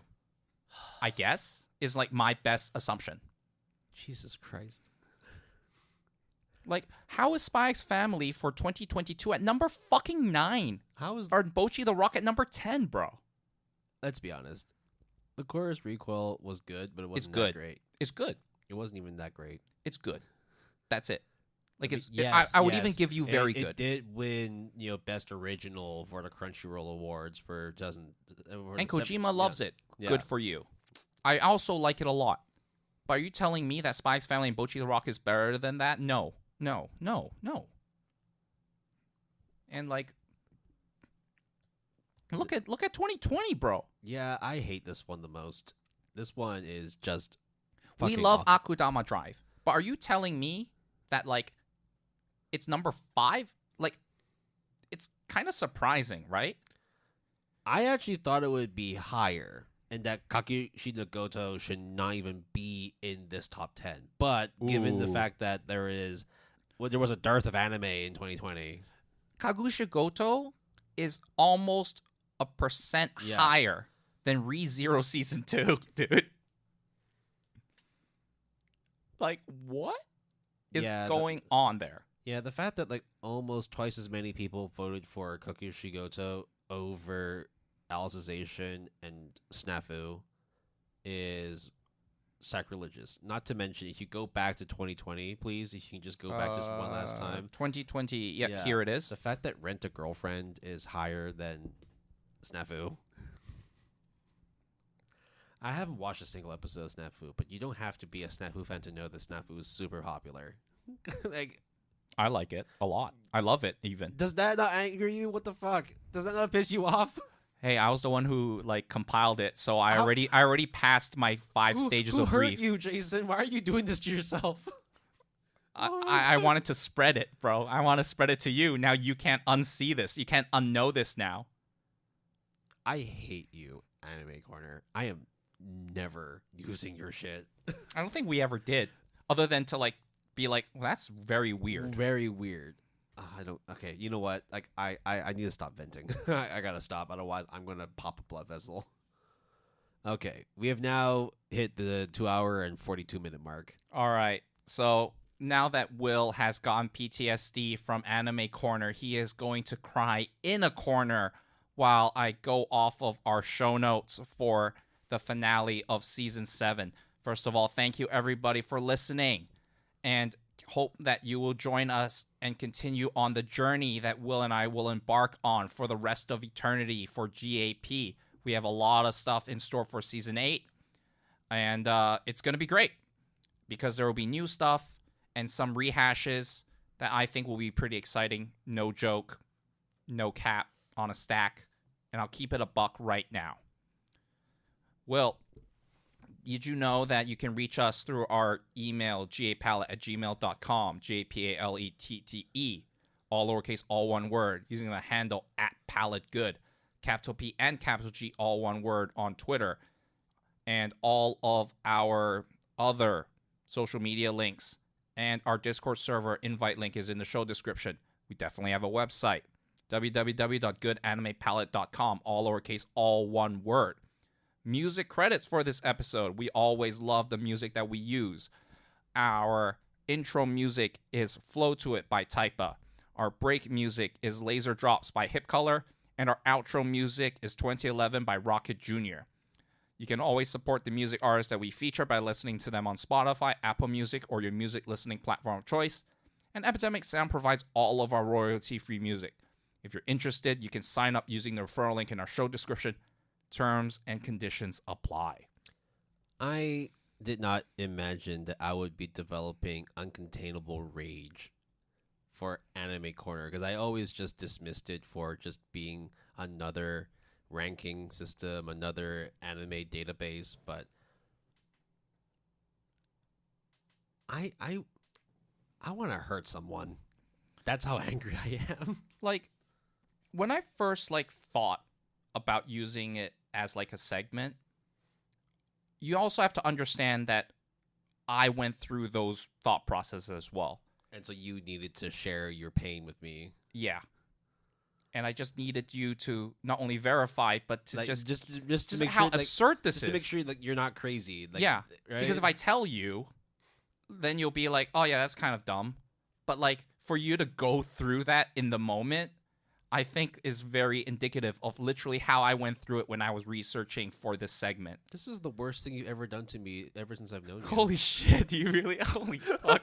That's fucked up. That's how much I hate Anime Corner, dude. Holy fuck. No, because before we both kind of was like, yeah, Anime Corner is like this weird thing that like we kind of know but don't really pay attention to. But now that we know of it in depth, in and out, we're like, bro, we don't fuck with that shit ever. They're the weird kid that used to sniff glue during recess. That's who they are. At first, Again, I'm sorry if you do use Anime Corner, and if I've said anything that offended you, I apologize, but I am not going to apologize to Anime Corner as a whole. listen, goddamn. taste is subjective, Yeah. but we have the right to say that you're wrong, just as you have the right to say that we are wrong. But I'm pretty sure, even though I'm very biased to myself and to Will, I think we are more right than wrong, and you are in the Anime Corner is more wrong than right. Just stay in your corner, dude. Yo. Yeah. Oh God. Okay. No more final words, because I'm just gonna I'm gonna bust a testicle if I fucking say anymore. Thank you everyone for listening to season 7. Hopefully you are not as traumatized as Will, and if you don't believe me, Google all the infographics and look for yourself in terms of what I've compiled. And also check out all of the awesome anime and mangas that we have mentioned in the Stupidish and Serious-ish awards. Every time around, there's always good shit to go and watch and read. And this season is no different. And I hope you will also listen to what we have in store for season 8. So on that note, Will. I will end on this. Okay.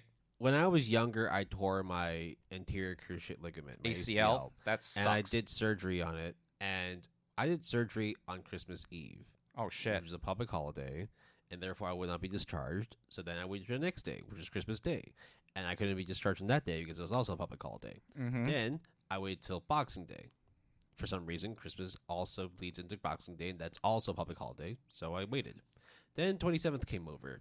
27th was a Sunday, so I could not be discharged that day. Okay. I spent 5 consecutive days at the hospital waiting to be discharged. This is a time when smartphones didn't exist. Mm-hmm. This is a time when I couldn't do anything other than play Crisis Core on my PSP for 5 days in a row, having already beat the game because my mom didn't give me any other games to play with on the PSP. I would rather go through that again than to do this fucking Anime Corner segment. On that note, have a wonderful day, listeners. Will, me, I'm going to go cry in the corner now. let's go.